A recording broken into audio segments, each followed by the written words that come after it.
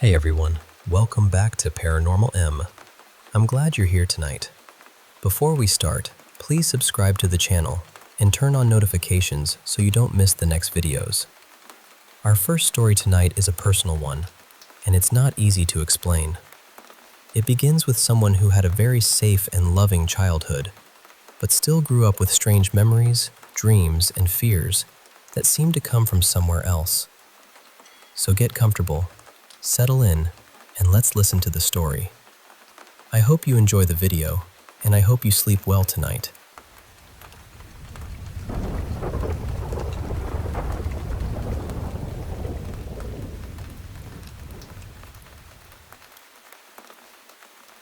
I want to share this carefully because it is not a glamorous story, and it is not something I can explain neatly.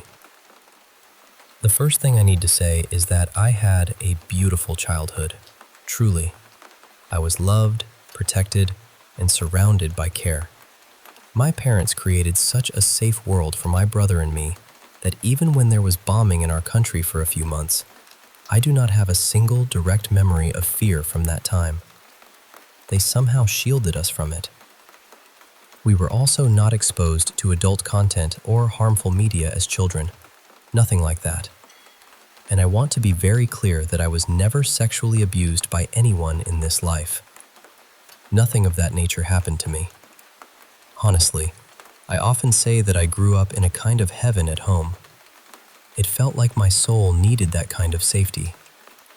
But when I was very young, maybe between 3 and 5 years old, I had these strange thoughts and behaviors that I still cannot explain. I remember having toys and pretending to sleep with them, but in my mind, I would see this closed, airless place filled with mattresses. There were people all around me, and everyone seemed to be having sex, but it did not feel romantic or private. It felt like work, like an obligation, like something mechanical. I remember feeling this especially when I was hiding under a blanket with my toys. There were other moments too. At that age, I would pull my underwear into a thong shape, grab a little toy serving tray from my play kitchen, and run around the room yelling, "Hoo, striptease!" I would laugh wildly while doing it. The strangest part is that I said it in English.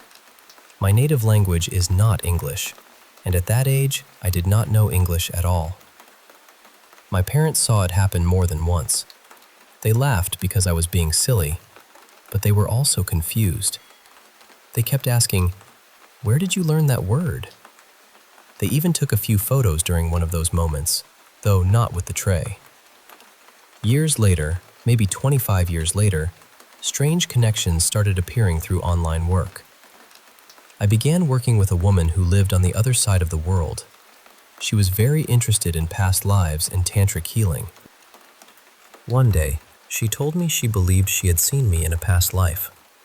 She said she had been a sex worker and that we had been in the same brothel together. Not long after that, my partner had a past life regression. In his experience, he was connected to a life where he was running or managing a brothel somewhere around Ireland or England. For some reason, both of us have always felt a pull toward England, even though neither of us has any real connection to it in this life. We both also learned English unusually young. I started speaking it before school, around 6 years old, just from cartoons and children's computer games. Recently, I had one of the most vivid dreams I have ever had. In the dream, I was tied up with rope. My skin was darker than it is now. I could not tell if I was Indian, Aboriginal, or from somewhere else entirely, but I knew I was not my current self. There were soldiers or armed men leading us through a street. Before that, we had been taken into a place that felt like a brothel. I saw other women tied up the same way. Some of them were packed into a wardrobe, their mouths taped shut. Then a group of us, maybe a dozen women or more, were taken down an alley. The ropes were tight. I was thirsty, weak, barely able to walk. I could hardly breathe.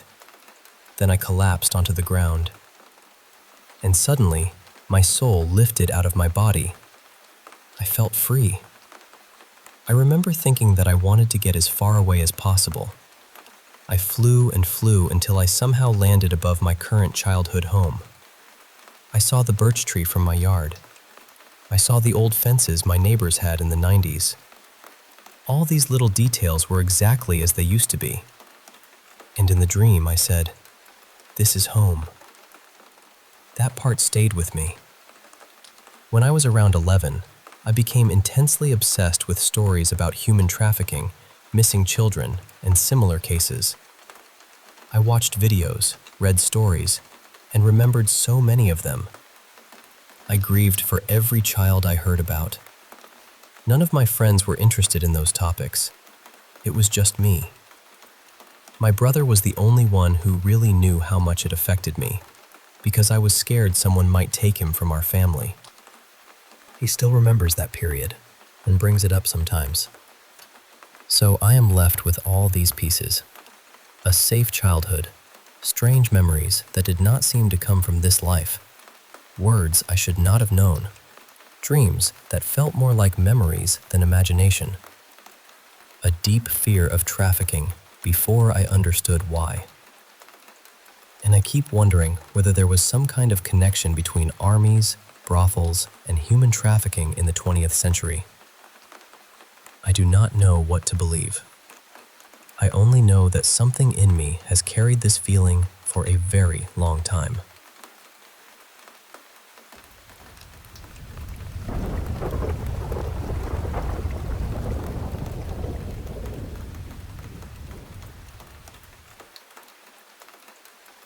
I'll try to keep this simple, though it never feels simple when I tell it.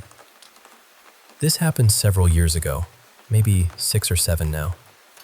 I was in my early 60s, asleep on my back, when I woke up to something sitting on top of me. It was shaped almost like a person, but not quite. If it had been standing, I'd guess it was maybe 3 feet tall, maybe a little more. It had this dull gray skin, and the part I remember most clearly was the eyes. They were yellow, with pupils like thin vertical slits. And then it said, very plainly, "I could kill you right now." I didn't scream. I didn't panic. I wasn't even afraid, which still feels strange to say. I just looked at it and asked, "Why?" Not "please don't," not "what are you?" Just, "Why?" As in, why would you even want to? Then it moved its arm toward my stomach, almost like it was reaching inside me, and made this pulling motion. After that, it was gone. A few hours later, I woke up in terrible pain. Real pain. The kind that makes your whole body go cold. It turned out I was passing a kidney stone for the first time in my life. That part has always stayed with me, the timing of it. The way it reached into my abdomen. The way I woke up later feeling like something inside me had been yanked loose. Around that same period, I had been waking up sometimes and seeing children near my side of the bed, usually close to the curtains by the sliding glass doors. They weren't always frightening. In fact, before the little gray thing, I had been open to the experiences. Curious, even. One night, I realized I was lucid dreaming. It felt like watching an old film. I remember seeing what looked like a very rural kitchen wall, and my view was drifting slowly from right to left. There were 2 older people there, grandparent age, and then a young blonde boy near the side of the bed. He was low at first, then he stood up, though I only saw him from about the waist up. I asked him his name, and he told me. I remember it started with a K sound and was unusual, something like Callan or Kale, but I lost it when I woke up. I tried hard to hold on to it, but it slipped away. After the thing with the yellow eyes, I told my wife everything. We've been together more than 30 years. We never had children, by choice, and neither of us regrets that. She grew up Catholic, though she isn't active now, and she has Italian heritage. When I told her what had been happening, she said I should tell them clearly that they were not welcome. So I did. And after that, the visits stopped. Not long after, my wife and I drove a couple of hours to see my mother and stepfather. I told them what had been going on because strange things like this have happened in my family before, to my mother, a couple of my siblings, and me. My mother asked whether we had brought anything old or unusual into the house recently, and we had. We'd bought an old wooden nightstand from an antique shop. It had a little drawer that I could never get open, no matter what I tried. And it had a smell to it. I don't know how to say this gently, but it smelled like age and sickness, like an old house where someone had been near the end of life. Maybe that sounds odd, but it was very distinct to me. My mother told me that sometimes things we bring into our homes can carry something with them, or open a kind of doorway. She said we should get rid of it. So we did. More recently, my wife told me something she had kept to herself for a while. She said she had seen a shadowy male figure standing near her side of the bed. I could tell she was shaken by it, and I think part of her worried it was some kind of bad sign. She has Huntington's chorea, so fear already has enough room to breathe in our house. I asked her, "Did it look like he was wearing a hat?" She answered right away, "Yes." So I told her, "You're okay. Don't be afraid. That's something people call the Hat Man." Then I took out my phone and searched it for her. Within seconds, I was showing her that other people had described the same thing. And somehow, just knowing it had a name made her feel calmer. I don't pretend to have all the answers. I only know what happened, what I saw, and how it felt. And the strangest part, even after all this time, is still my own reaction. Something looked at me and said it could kill me, and all I wanted to know was, why?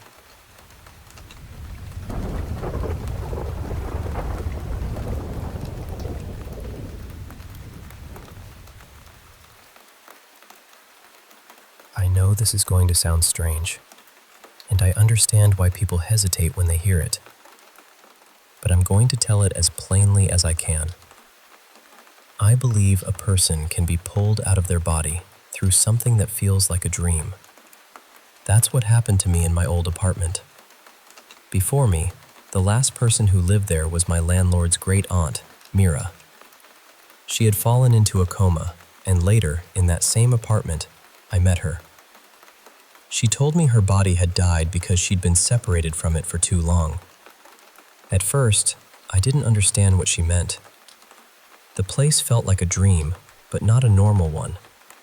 It felt contained, locked, almost like a prison.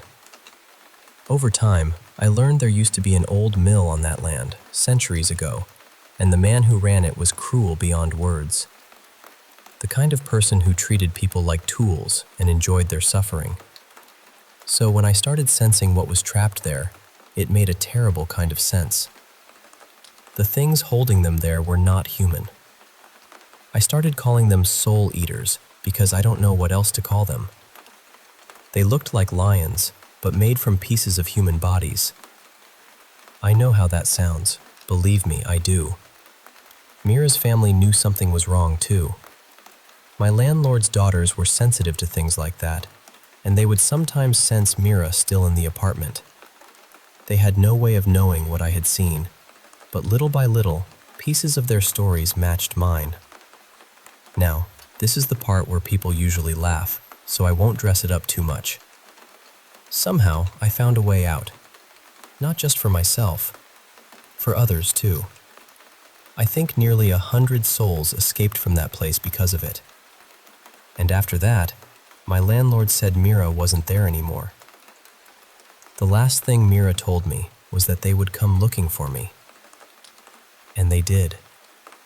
It took about 3 years. Then one day, a message appeared on my phone that said, "Found you." I still have the screenshot. That's the part that keeps me from brushing it all off as just a dream. Because when strangers tell you details they couldn't possibly know, and then something like that happens, it gives you pause. There's more to the story, but I don't always tell it because it makes me sound like I'm trying to be some kind of hero. I'm not. I was terrified. I just refused to give in. And I'll say this, in that place, willpower matters. It's almost like currency. If something tried to pull you out of your body and you fought to stay, then you're stronger than you think. I don't believe a camera would catch much. Spirits seem to know when they're being watched. The darker ones stop because they don't want to be seen. The kinder ones, though, can be playful. I once saw a video where a picture frame fell in the background while someone was reacting to a scary movie, and honestly, it felt more funny than frightening. Like something saw the perfect moment and thought, why not? And yes, it could have been a cat. Animal spirits exist too. I know that sounds impossible, but years after one of my ferrets died, I saw her napping in my room. I reached down and picked her up. For 1 second, I felt her weight. I felt her fur. It was her. Then she was gone. But she was there. I know what I felt. So when you say something sat on your bed, or you felt a presence after that awful dream, I don't automatically think it was there to harm you. It may have been a guardian, something sent to protect you, something letting you feel it just enough so you'd know you weren't alone. There are good spirits out there. I believe that. I've had some around me for years now. They wake me up when I sleep through alarms. They even help in small ways sometimes. Once, one of my ferrets was hiding and I couldn't find her anywhere. That whole night, things kept shifting around me. Little objects moving like someone was trying to get my attention. Finally, I understood and asked for help. Not long after, she woke up and came right back to me. So if things keep happening, I don't think it's always just to scare you. Sometimes something is trying to get your attention for a reason. There's a veil between us and them. We don't usually see or hear what's on the other side unless something allows it.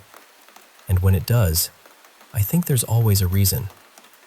My feeling is that the cat, or whatever felt like a cat, may have been there to comfort you, especially if that terrible dream hasn't happened again. It might have been showing you, I'm here, you're safe. And honestly, if you fought them off once, they may not try again. They may already know you're too strong to waste their time on. I'm not saying they'll come after you. What happened to me was different. I fought them directly, freed what they were holding, and left them angry. But you? You survived the first reach. That means something.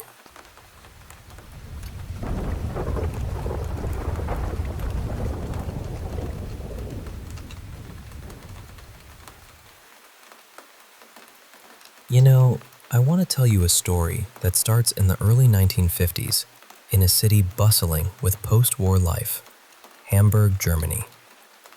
Picture this, a young stonemason named Harold Albrecht, a hard-working man with calloused hands and a steady gaze, crosses paths with an enigmatic old man named Georg. Now, Georg wasn't just any man. He was the leader of a small, fervent religious group called the Lorber Society. Rooted deeply in Christianity, but their beliefs? Oh, they were far from the ordinary. While most Christians practice self-denial to seek favor with God, the Lorber Society took it to an almost unbearable extreme. They denied themselves so aggressively that their lives were consumed by ceaseless prayer, 24 hours a day, 7 days a week. Imagine that kind of devotion. And here's the chilling part. They believed anyone outside their fold was inherently evil.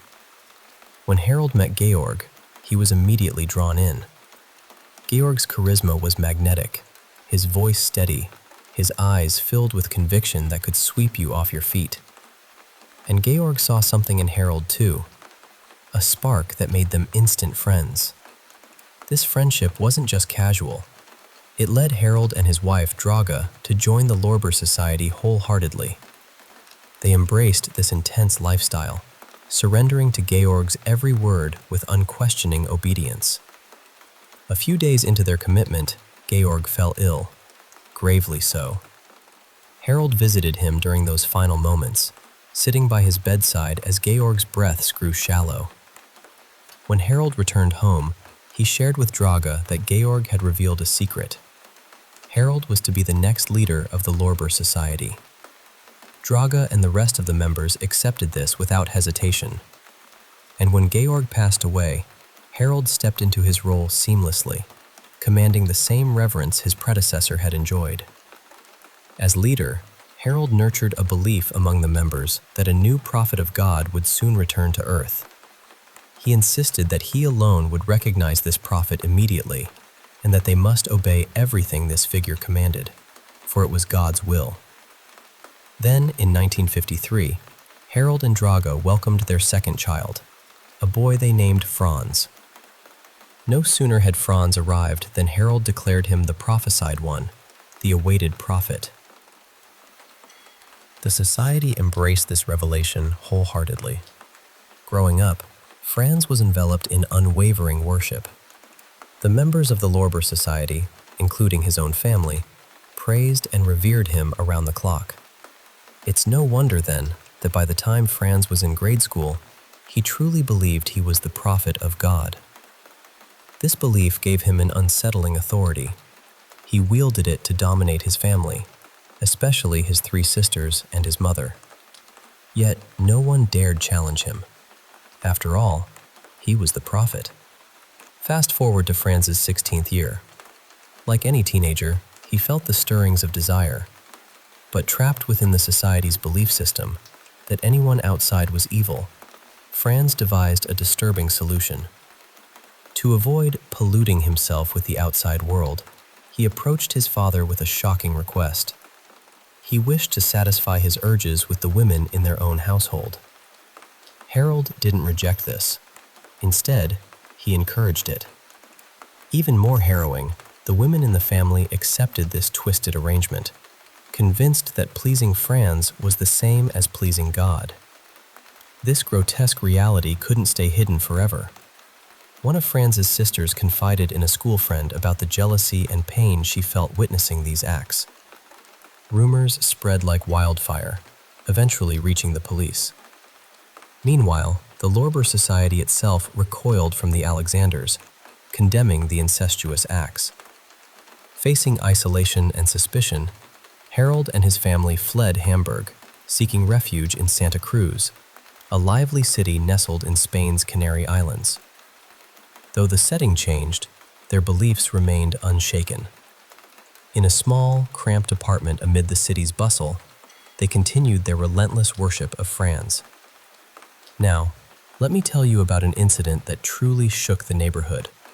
It was December 22nd, 1970, and Dr. Walter, a well-to-do physician, heard a sudden knock at his villa's door. When he opened it, two men stood there, their bodies and faces coated in what looked like mud. Confused, he asked what they wanted. They introduced themselves as Harold and Franz, the father and brother of Sabina, his 15-year-old housemaid. Respecting their request, Walter called Sabina to the door, then stepped away to give them privacy.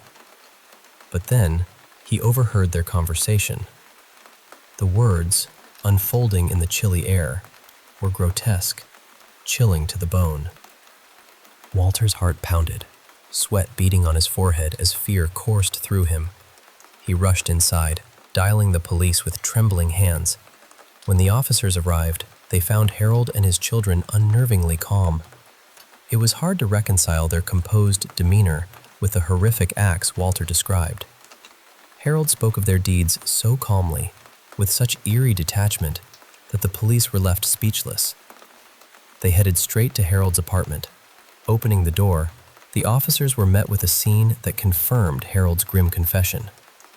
This was what they called the killing hour. You see, Harold and Franz believed women were inherently evil. They held a twisted conviction that only through murder and mutilation could these evil souls be cleansed and allowed into heaven. The women in their family accepted this horrifying doctrine, trusting Franz's divine authority. On the night of December 21st, 1970, Harold and Draga were resting in their bedroom. Franz entered silently, sitting at the edge of their bed, his gaze fixed on his mother. Suddenly, Draga's eyes opened, and she looked at him in a way Franz later described as offensive. Feeling insulted, Franz declared it was the killing hour. He grabbed a wooden coat hanger nearby and began striking his mother's head. Instead of resisting, she lay back, hands at her sides, resigned to the assault as if surrendering to fate. Harold, rather than intervening, leapt from the bed, rushed into the hall, and began playing his organ with ecstatic fervor. Franz beat his mother until she lost consciousness. Then, turning his twisted attention to his two sisters, he repeated the brutal assault, knocking them unconscious as well. Sabina, however, escaped this nightmare by staying with Dr. Walter that week. With the women unconscious, Franz fetched a kitchen knife. The carnage that followed is difficult to even recount. He mutilated their breasts and genitals, those so-called evil organs, and nailed the severed parts to the apartment walls. He carved out his mother's heart, wrapped it in cord, and hung it as a grotesque trophy. This story, my friend, is a haunting testament to how blind faith twisted into fanaticism can lead to unspeakable horrors. The Lorber Society's shadows fell darkly over the Alexanders, consuming them in a tragic spiral of devotion and depravity. It's a chilling reminder to hold on to compassion and reason, even in the face of belief.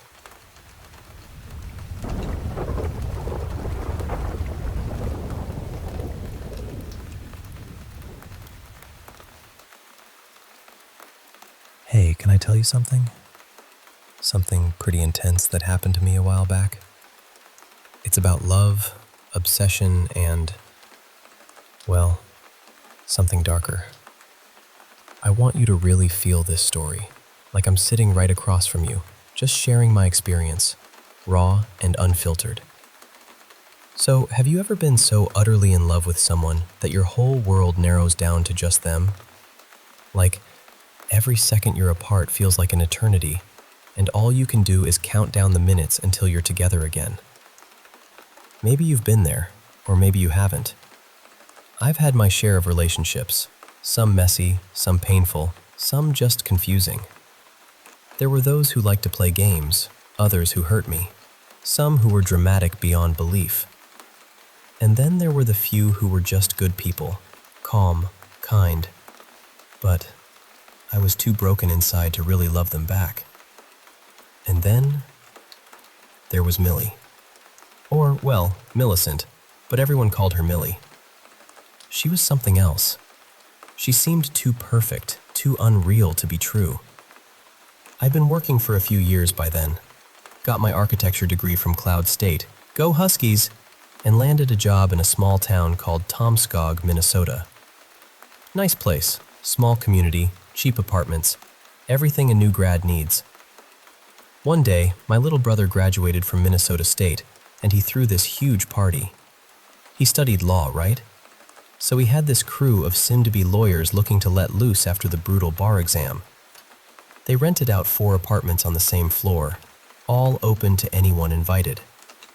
It was a wild, frat-style bash straight out of a movie, and honestly, some of the people there were aiming for big things. Like, one guy swore he'd be on the Supreme Court someday. 10 minutes later, he was doing keg stands.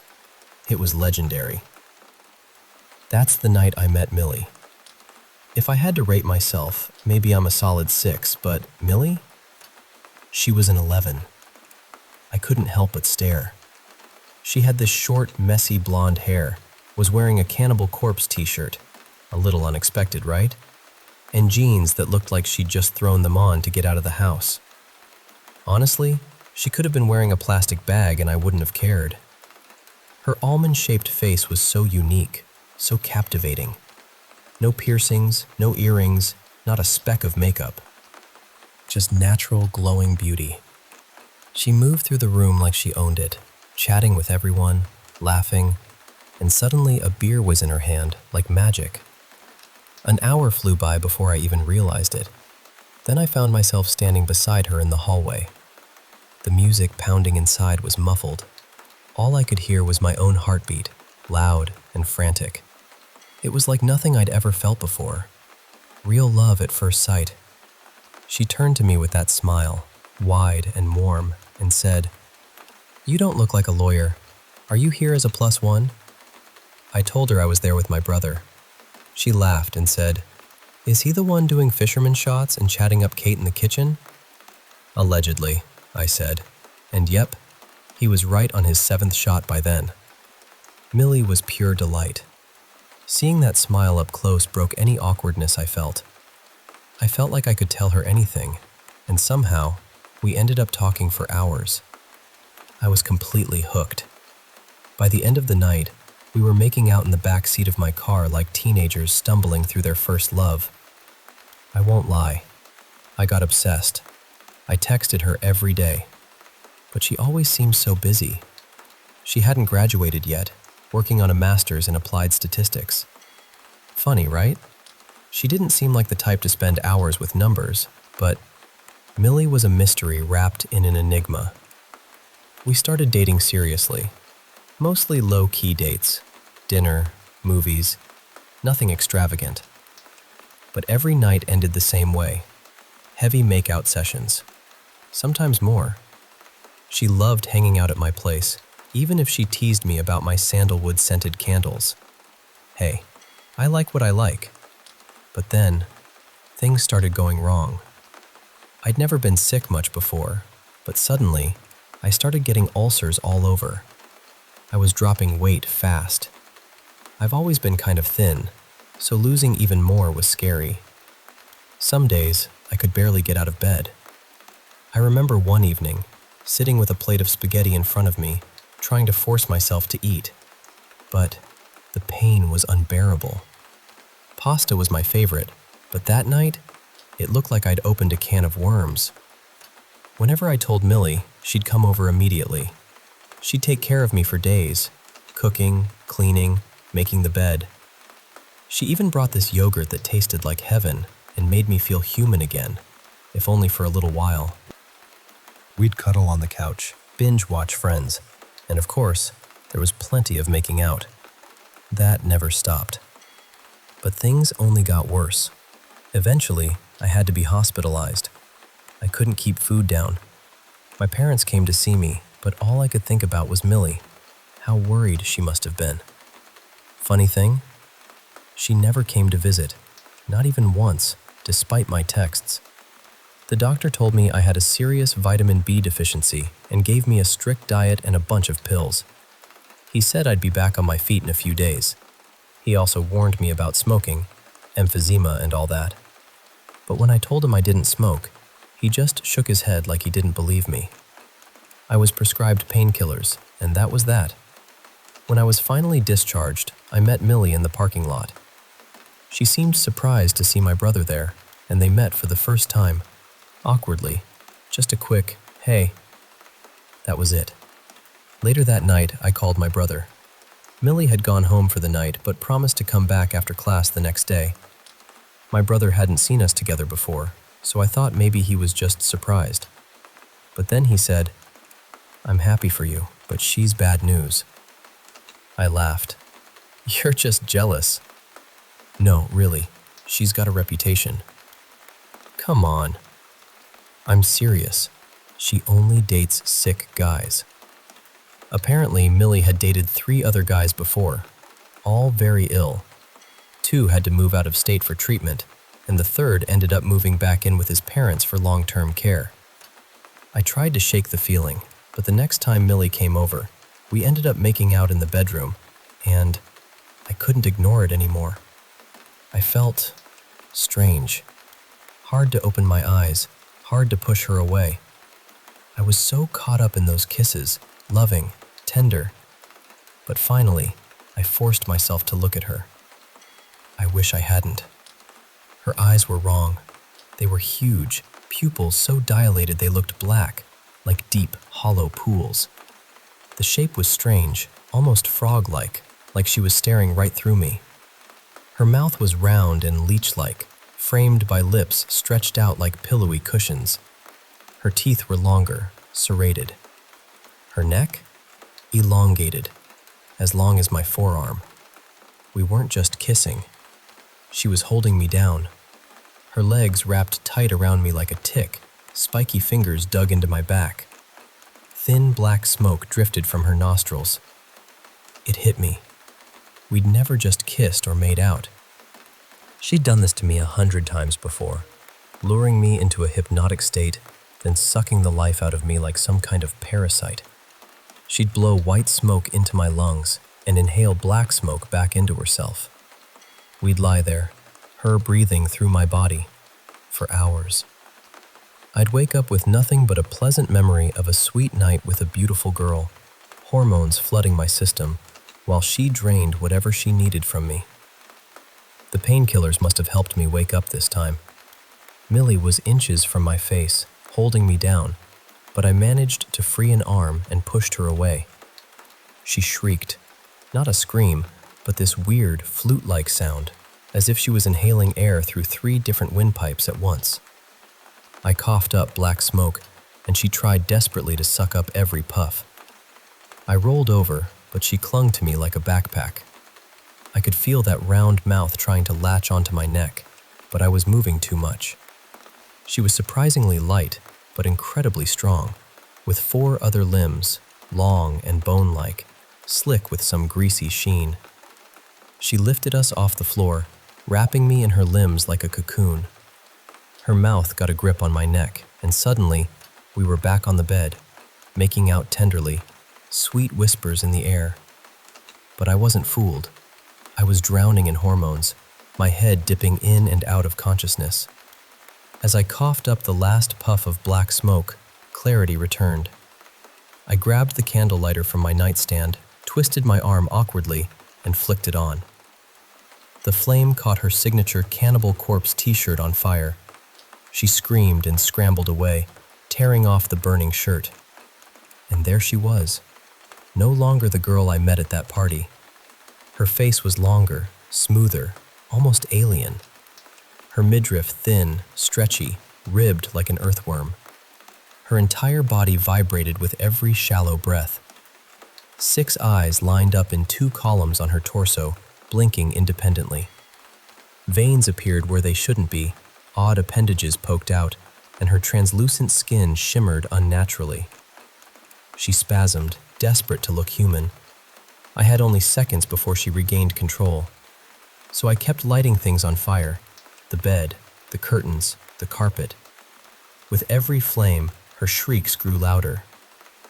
"I want you back," her head cried out, voice splitting into 3 separate windpipes, no longer trying to sound like one person. "I'll be careful. You won't remember." My heart was pounding so hard I could barely hear her over the smoke alarm blaring. She folded herself tight, her head bending unnaturally into her neck, forming a ball held together by sticky bones from her sides. The eerie sounds came from that hollow neck. "I want to watch Friends," she cried, vowels vibrating strangely. "I want a snack. I want to cuddle." In a last desperate move, she forced herself through the fire. I slammed the bathroom door and locked it tight. I'd rather die from smoke inhalation than whatever she was. She pounded the door, splats and thuds, but it didn't budge. The fire alarm screamed, and then silence. She was gone. That was years ago, but I still can't kiss anyone with my eyes closed. Nightmares haunt me. That black smoke filling my lungs, then being sucked back out. It felt like someone doing mouth to mouth, but twisted, their breath blowing out of my nose, their face breathing through me like an extension of their lungs.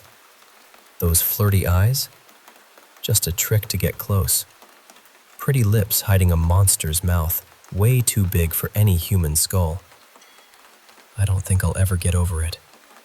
My body still aches for her, still craves the poison love Millie gave me. Knowing what she really was, that's my only defense against trying to find her again. It would be so easy to just let go, to let her have me. But that would mean death. And yet, sometimes I wonder, Maybe she really cared. Maybe she'd be more careful if we tried again. See how easy it is? Never again.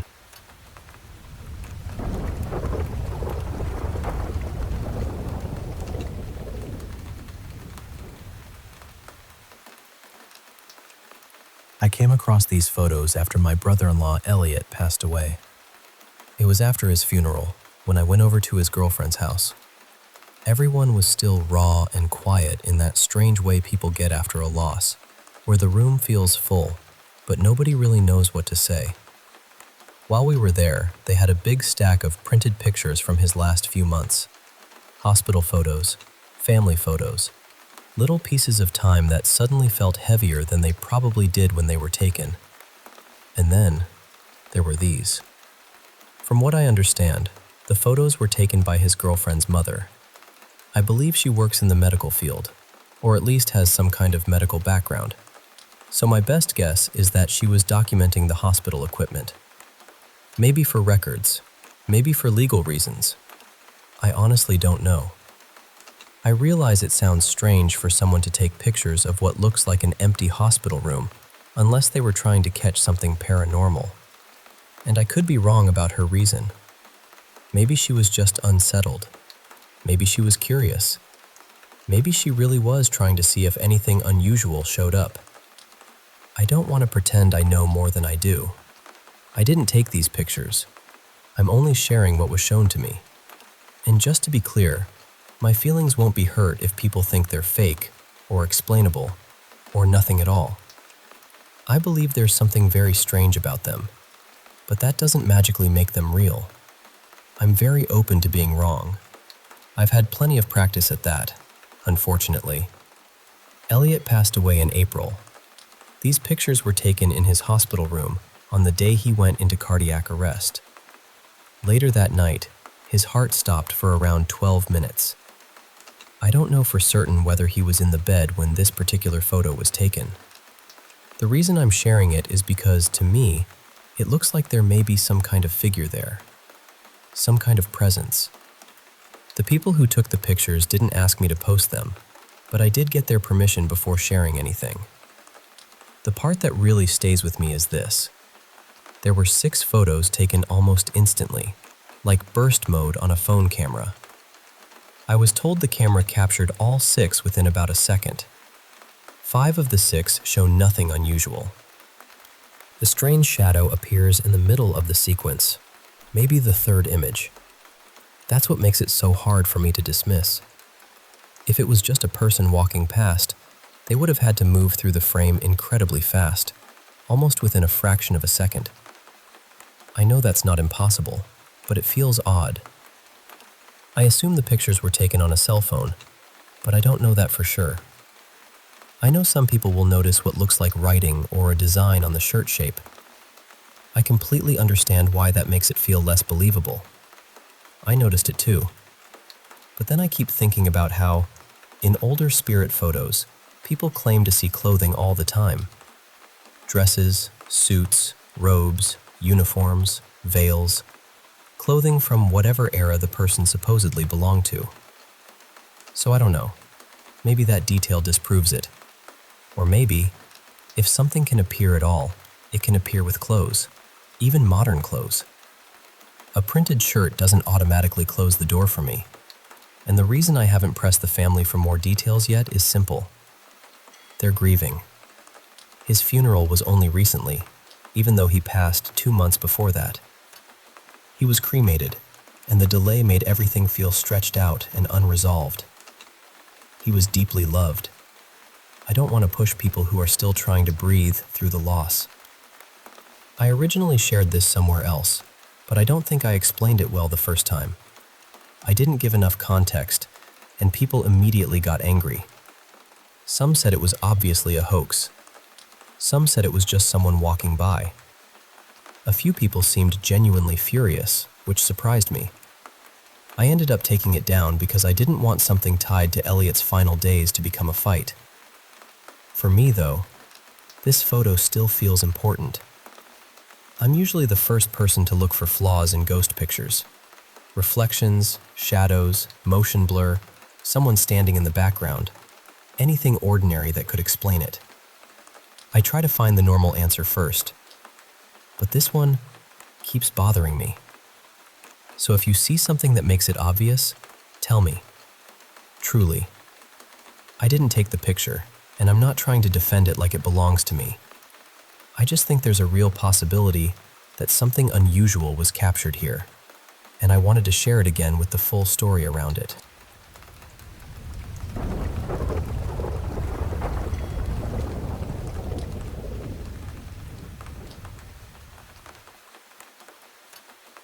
You know, I went back recently to visit my mom, and she still lives in the house I grew up in. It's the same place my family has been in for, honestly, most of my life. Every time I stay there, I sleep in my old bedroom, and my mom has kept so much of it exactly the way it used to be. Same dresser, same bed frame, same little corners of the room that somehow still feel like they remember me. And for years, only when I'm in that room, I've had this strange dream. In the dream, I'm asleep in my bedroom, just like I am in real life.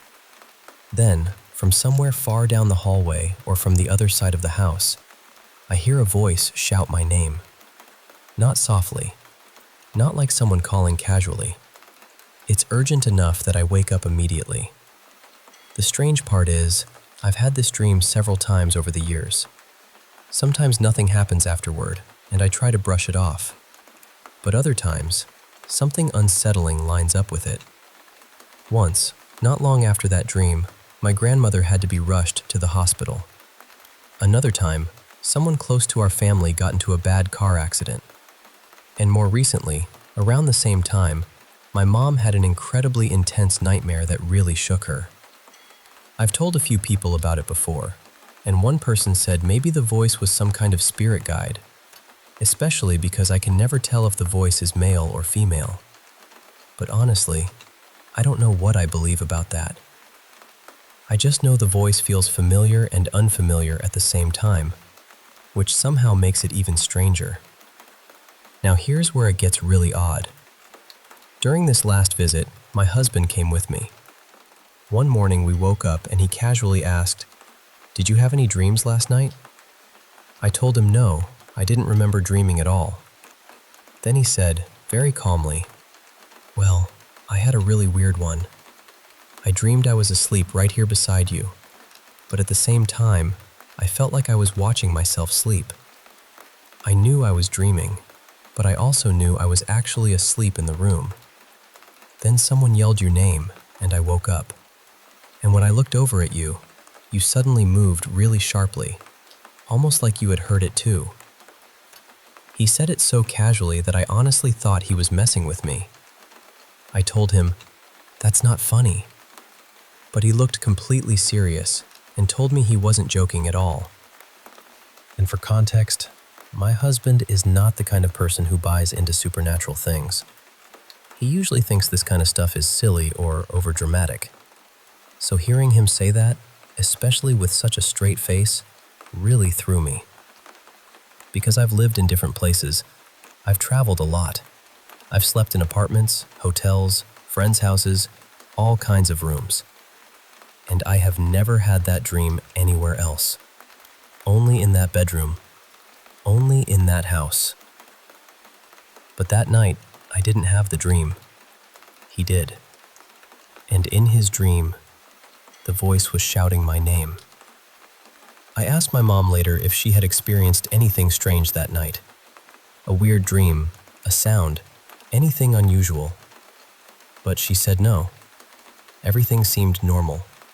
Everyone was fine. Nothing bad happened, at least not that we know of. So now I keep thinking about it. I don't know what that voice is. I don't know where it comes from. I don't know whether it means anything at all.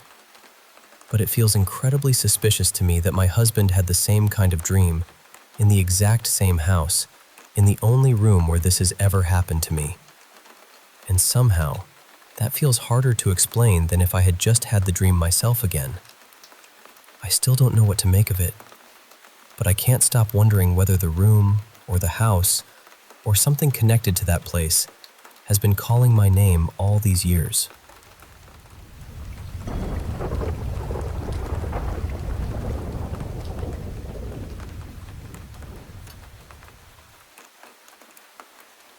I had just finished my pre-med prep, and honestly, I thought the exams were going to be the thing that pushed me over the edge.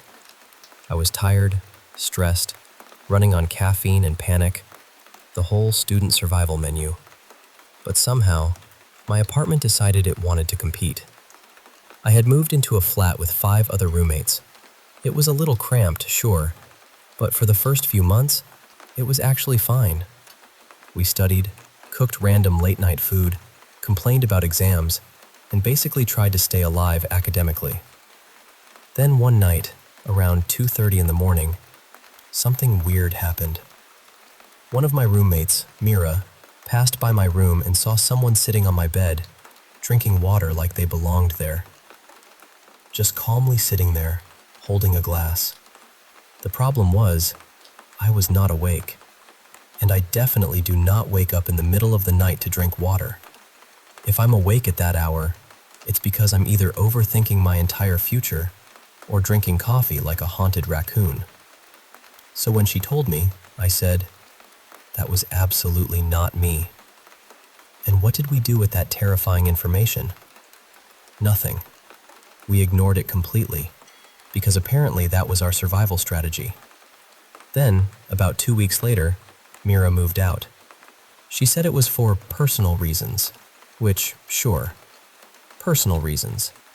Definitely not because some ghost was treating my bed like a hydration station. After that, things went quiet for a while. Maybe 3 months. Long enough for me to convince myself that everything was fine. It was not fine. One afternoon in March, all my roommates were sitting downstairs in the lobby, and I went back into the flat alone to grab something from my room. The moment I stepped inside, I heard 3 loud knocks coming from the dark corner of my bedroom. Not tiny sounds, not pipes, not the building settling. 3 clear knocks, and I knew I was the only person in there. I checked around in that frantic way people do when they're trying not to accept reality.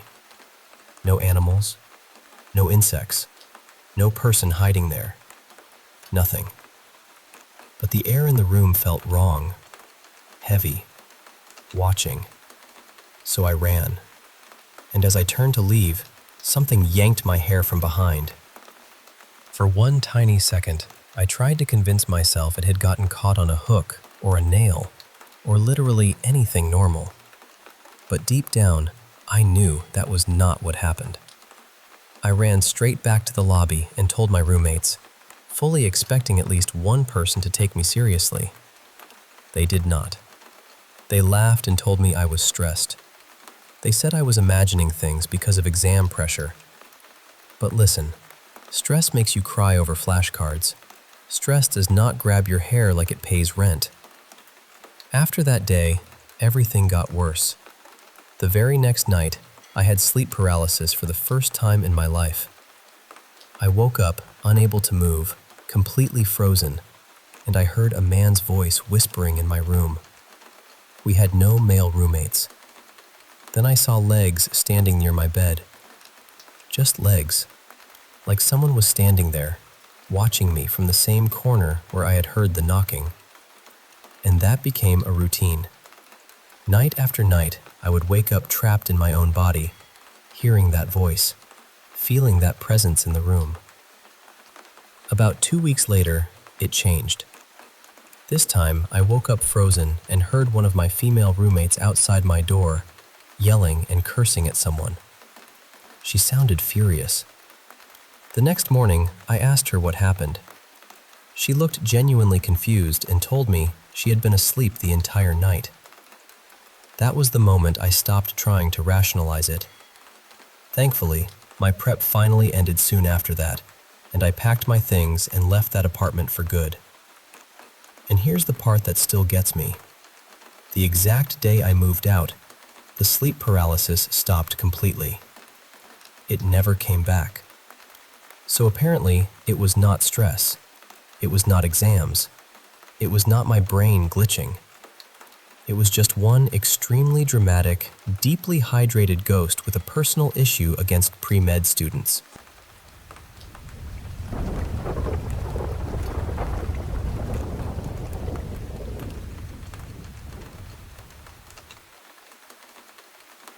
Hey, I want to tell you about something that happened to me. Something that's been haunting me for a while now. I've been a private contractor for years, working with wood. My granddad was the one who taught me the craft. My grandma used to joke that I could use a dowel before I could even say a word. Maybe that's a little exaggerated, but the truth is, I've always loved working with my hands, shaping wood into something real. That love has given me so much. A family, a cozy home, a steady job, and, yeah, even a '69 Dodge Charger that I adore. Life was good. Until a little while ago, when things got complicated, to say the least. So, when the pandemic hit, I noticed a lot of folks around town were out of work. My business, oddly enough, kept humming along because people were fixing up their homes while stuck inside. Even custom furniture orders were picking up. But I felt guilty about doing well while so many were struggling. So, I decided to give back. I started a woodworking class for those who lost their jobs. My wife thought it was a wonderful idea. I managed to get permission to use the wood shop at the local high school after chatting with the principal a few times. I plastered flyers everywhere, around town, on social media, and even got my daughters to spread the word in their school. We kept the classes small, no more than 10 people, all spaced out to follow safety guidelines. Before I knew it, I was teaching. Honestly, it felt natural. Talking about something I love lit a fire in me. I'd ask each student what they wanted to build. There was Robert, an older gentleman who wanted to craft a pool cue. Donna, a stay-at-home mom, was excited to make a rolling pin with a beautiful pattern. Everyone had their own unique idea. Then, there was Roy. Roy was in his 40s, I'd guess. He was lean, walked with a slight limp, and his face looked like it had been through some rough times, like he'd taken a few hits too many. His voice was deep, almost gravelly, and he rolled his R's in a way that caught my attention. His black hair looked slick, like a wet crow's feathers. I asked him, "So Roy, what do you want to make?" He just looked at me and said, "What do you want to make?" I was caught off guard but played along. I thought about it for a moment, trying to think of something practical for him. Maybe a baseball bat? But he didn't seem the sporty type. So I said, "How about a shoehorn?" He nodded slowly. "Maybe. A shoehorn." "Or a spice rack?" I offered. "You could paint it to match your kitchen." He smiled faintly and said, "Spice rack it is." The way he rolled his R sent a chill down my spine. That was how the first class began. I went over the tools, and everyone could bring their materials to work on their projects either at home or during class for feedback. It was relaxed and casual. Most of the students were enthusiastic, and I gave them tips on tools, wood types, and some good YouTube channels to watch. We made plans to have everything ready by the 5th and last session. But Roy, he did nothing. No sketches, no plans, no questions. Just stood there, nodding and rolling his R's. He claimed he was going to make a spice rack, but he had nothing to show. The 5 sessions flew by. Everyone presented their projects. Robert proudly showed off his pool cue, and Donna's rolling pin had a stunning star pattern. Roy? Nothing. I asked him, "Didn't you finish your project?" He said, "I did, just didn't bring it." Again, that drawn-out rolling R in bring made me uneasy. Robert chimed in, "It's okay if it isn't perfect. We'd love to see it." Roy's voice was calm, but too deliberate. "It is perfect." Robert shifted uncomfortably. When the next group signed up, mostly younger folks, teenagers even, Roy showed up again. Julianne wanted to make a chessboard, Greg a wall shelf. Roy didn't want to decide. Instead, he asked me again, "What do you want to make?" I said, "A ladder." Something practical. He agreed. Weeks went by. Greg's shelf was a beautiful oak piece. Julianne's chessboard made from birch was impressive. Roy? Still nothing but notes and silence. By the third group, Roy was there again. Third time's the charm, right? He asked, "What do you want to make?" Frustrated, I said, "A tool shed to store all my projects." He lit up, nodding eagerly. I swear I could have said spaceship and he'd have nodded the same. The other students started dropping out. By the last session, only Roy, 3 others with empty hands, and I remained. When I was cleaning up after class, Roy sat across from me, smiling wide. "I finished it," he said. "Finished what?" "The tool shed." I laughed. "That's where you keep the spice rack and ladder?" He nodded seriously. I waited for a joke, but there was none. Just silence and that unnerving smile. "You're serious?" I said. "You actually made it?" "Yes," he said. "Want to see?" I hesitated. "I don't think so, Roy. No offense, but we're not that close." He shrugged, then, out of nowhere, pulled a gun and pointed it at me. That moment, that feeling of being casually threatened, it's surreal. You don't think about death until you're staring down the barrel of a gun. Then suddenly, mortality isn't abstract anymore. He told me to drive his way, and despite the fear bubbling inside me, I did. The '69 Charger and I became one, roaring down winding roads for over an hour. Roy sat beside me, calm, almost too calm, the gun always close enough to remind me of the stakes. He took an exit and told me to follow a dirt path.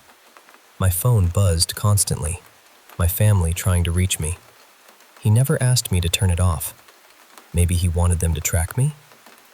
The road deteriorated, roots and rocks becoming more frequent until the phone finally went silent. We were off the grid. I parked where he told me to, and he led me into the forest with a small flashlight. The woods were eerily quiet. Only a few chickadees whispered somewhere overhead. No rustling leaves, no insects. "My sister gets me the materials," he said, voice low and rough. "She's very resourceful." His eyes flickered red in the flashlight's beam. I glanced back. The gun was still pointed at me. "Eyes forward," he commanded. "I want your honest first impression." In the clearing, a metallic scent hung heavy in the air, sharp and bitter. No birdsong, no buzzing insects, just a cold breeze brushing the trees. "There," he said. I shone my flashlight on the tool shed. It wasn't wood, not at all. I felt bile rise in my throat. "Not wood," he confirmed. I tried to look away, but the gun nudged me forward. "Look!" Inside the structure was a grotesque frame made of bones, sinew, and muscle, hollow and horrifying. The door was draped with skin, pale and stretched tight. I dropped to my knees, shielding my face with trembling hands. The cold steel pressed against me again. "I need you to see 2 more things. The spice rack. The ladder." Stepping inside was like entering a nightmare. The air was dry, almost sterile. No bugs, no decay smell, only a faint iron tang. I caught glimpses of bony fingers arranged to hold cups, femurs stacked like ladder rungs. I blinked, desperate to escape the horror. Roy wasn't himself anymore. He towered over me, hair longer and wild. His smile stretched unnervingly wide, eyes glowing red. White fragments peeked from his hairline, like feathers or sharp nails. His fingers lengthened unnaturally. "You're useless," he growled, rolling his tongue. This was a mistake. I scrambled for words. "The shoehorn!" He raised an eyebrow. "What shoehorn?" "The first day, I said a shoehorn or a spice rack. Did you ever make the shoehorn? I could. Then show me. In a flash, he grabbed my arm, shoved me to the ground, and possessed his knee into my back. I felt my arm twisting painfully. He was going to use my shoulder blade to make a shoehorn. Wood. It has to be wood, I gasped. That's the rule. I make the rules, he sneered. You need to work with different woods, birch, pine, oak, all kinds. I make things you can only dream of. He bent my arm further, like snapping a carrot. Then make one. Pine wood, there's plenty. He sighed, releasing me. Fine, wait here. He pushed me inside the tool shed and closed the door. I landed in darkness, surrounded by an unsettling nest of branches, mud, and grass. It smelled earthy, not like the horrors outside. I fumbled for my phone. No signal. The light only illuminated my terror. The door was locked tight. I tried to feel my way around, but the walls pressed in, bone and flesh masquerading as wood. The darkness swallowed me whole. Time lost meaning. I kicked, shoved, tried leverage. Nothing. The shed was unmovable. Panic clawed at my chest. Hours passed. Then I heard it. Small, careful footsteps outside. Hello? Anyone there? I called, voice dry. A boy's voice answered. Hand? A kid, no older than 10 or 13, stood at the door. Same dark hair as Roy, same pale skin and red eyes. He dragged a blue plastic garbage bag behind him. And then? He asked again. I tried to coax him. If you open this, we can leave. Ice cream? Pizza? Anything you want. And then? His tone was mocking, infuriating. Suddenly, the door creaked open. He stepped inside, closed the door behind him. I couldn't leave him there. Tried to pick him up, but he recoiled. And then? We have to go, I whispered desperately. And then? He said it like a command. I ran. Back to the car, heart pounding, keys in hand. The Charger roared to life, and we tore through the woods, ignoring roots, rocks, anything in our way. I had to get out. On the main road, I floored it, willing the Charger to fly faster than fear. I was pulled over by a highway patrol officer who saw the shock in my eyes. I told him about the kidnapping, but trying to explain what I saw only earned me a skeptical look. Maybe he thought I was crazy. He barely took my statement. I shut down the woodworking class after that. I'm seeing a therapist now, dealing with nightmares, anxiety, and the constant need to keep the lights on. The memories haunt me, especially that boy. I can't shake the feeling he wasn't there to save me, but to put away his little plastic bag. No murders matching what I saw have been reported nearby, so Roy must have gotten his materials from somewhere else. Wherever that is, it's still out there. Roy is still out there. And well, the strangest part? A few weeks ago, I got a package in the mail from Roy. Inside was a shoehorn, perfectly crafted from solid pine, just like he promised.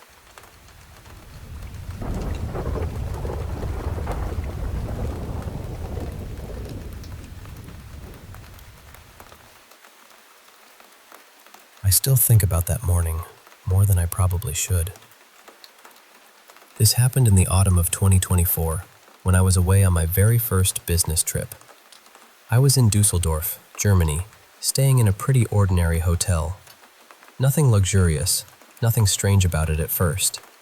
Just a clean little room, a bed, a desk, heavy curtains by the window, and a bathroom near the entrance. That night, I barely slept. The mattress was stiff, the pillows felt wrong, and honestly, I was nervous.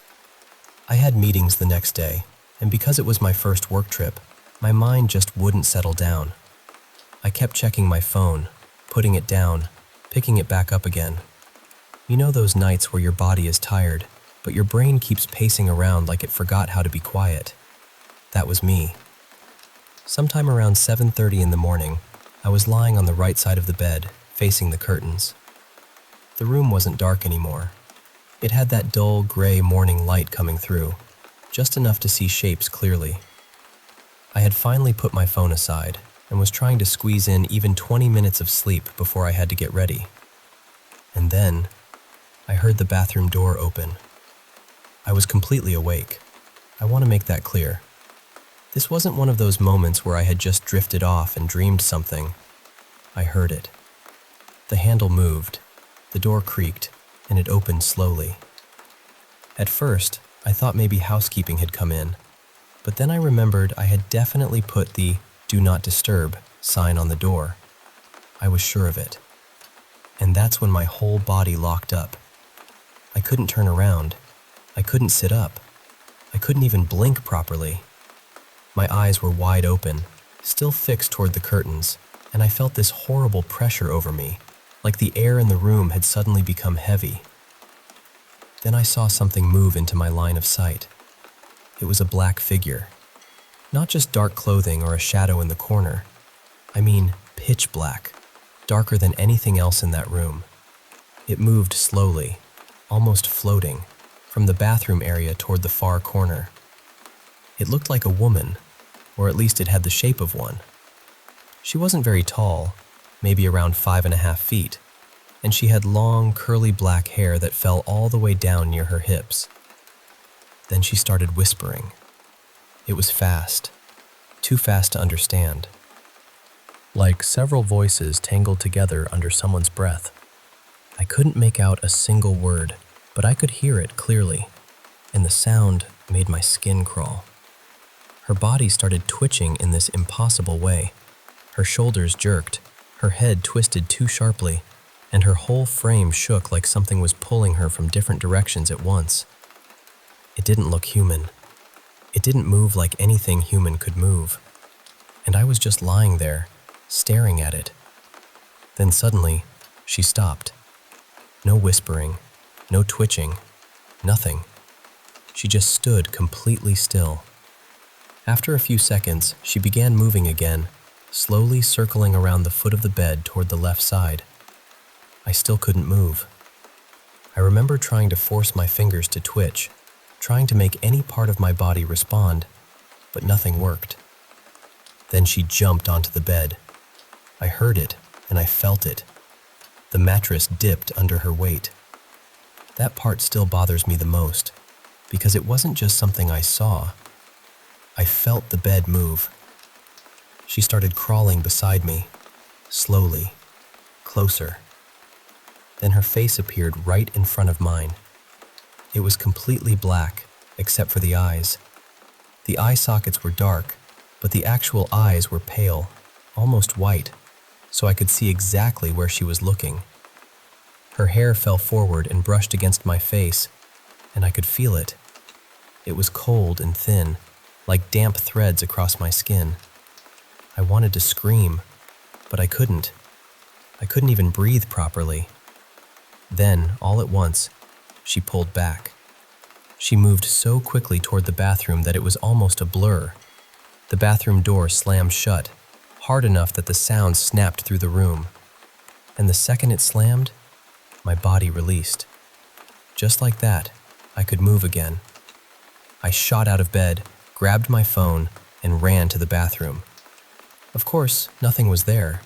No person, no open window, no hiding place.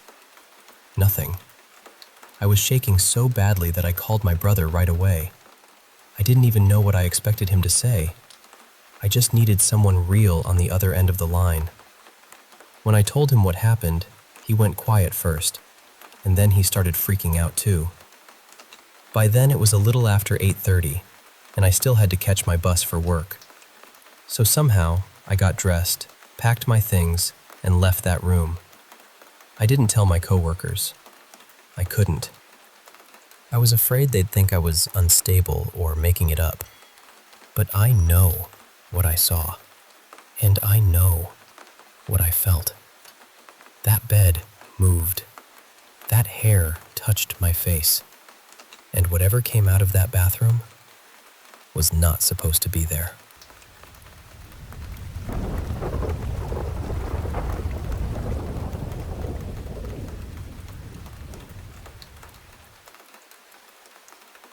Not too long ago, a good friend of mine set me up on a blind date.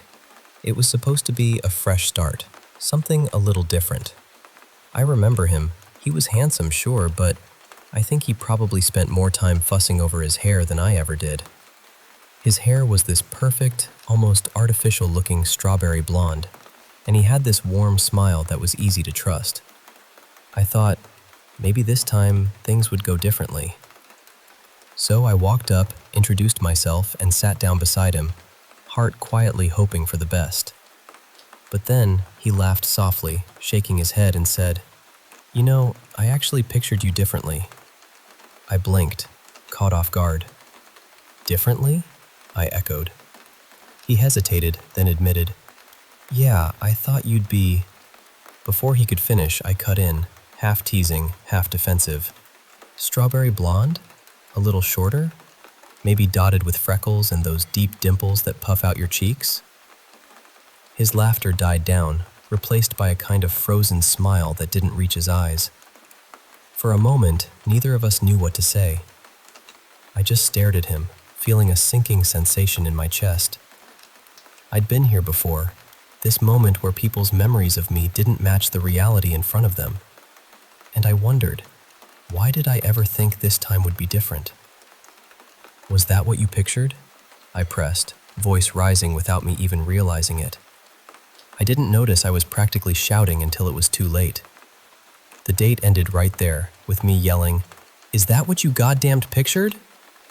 And honestly, at that point, I'd already screwed up. So I just leaned into it. Let me back up a bit and explain.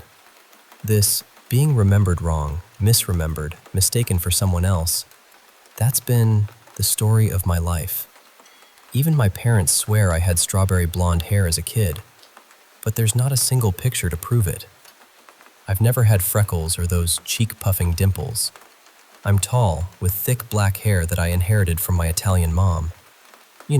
Those Mediterranean features that don't exactly scream cutesy freckles. Still, every person I meet seems to remember me as this completely different person.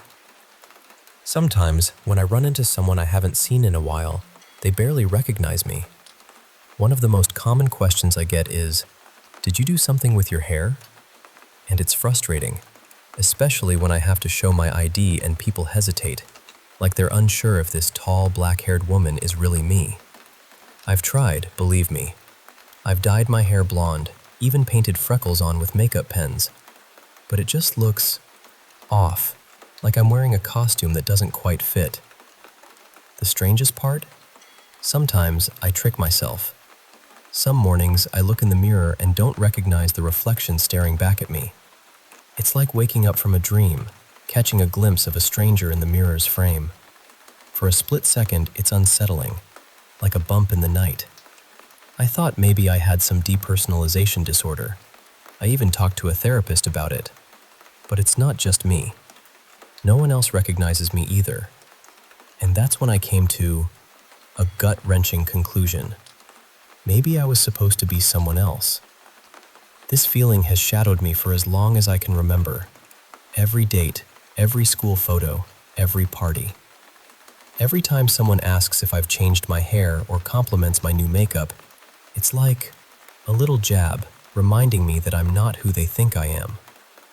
Maybe you can understand why I might be a little sensitive, why I might have snapped at a blind date. Anyway, that night, after storming off, I found myself wandering through the downtown park.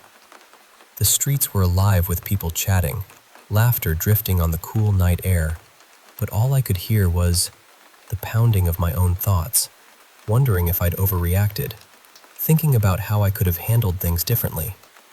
Maybe I needed medication, anything to stop this feeling of being lost inside myself. That's when I saw him. Daniel. He was standing outside a taco truck, chatting with a group of friends. Nothing about him screamed unique or special, but I couldn't look away. His hair was this perfect strawberry blonde, pale skin glowing under the streetlights, freckles scattered across his cheeks, and those deep dimples that made his smile light up his face. He was shorter than his friends, but he radiated this pure, effortless joy that I couldn't quite put into words. It was like a warmth I could almost see. I knew I had to talk to him. I weaved through his friends and tapped him on the shoulder. When he turned, my mind froze. He wasn't the image I'd painted in my head. No strawberry blonde hair, no freckles, no dimples. He was Korean, with a kind of unassuming, lumpy look, and his face was as shocked as mine probably was. His friends gawked too, but he looked at me like he knew me, like there was a secret between us. We both laughed, a little awkward, a little relieved. "How did you—" he started. We spoke at the same time, mirroring each other's surprise and confusion.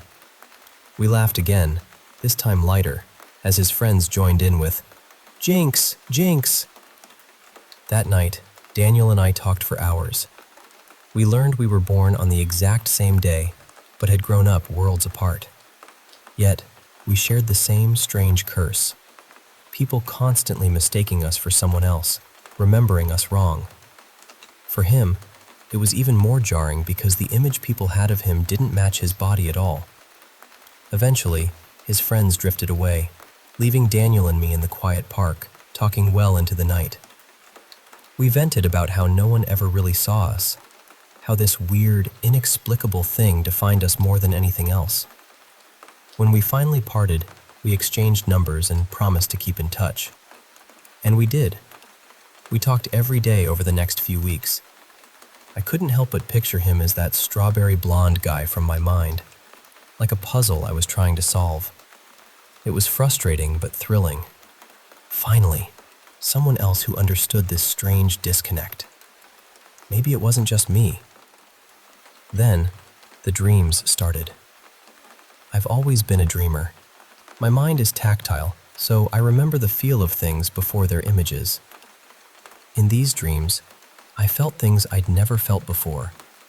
Holding someone's hand that wasn't mine, the breeze blowing through someone else's hair, the taste of someone else's breath mingling with the scent of birch trees.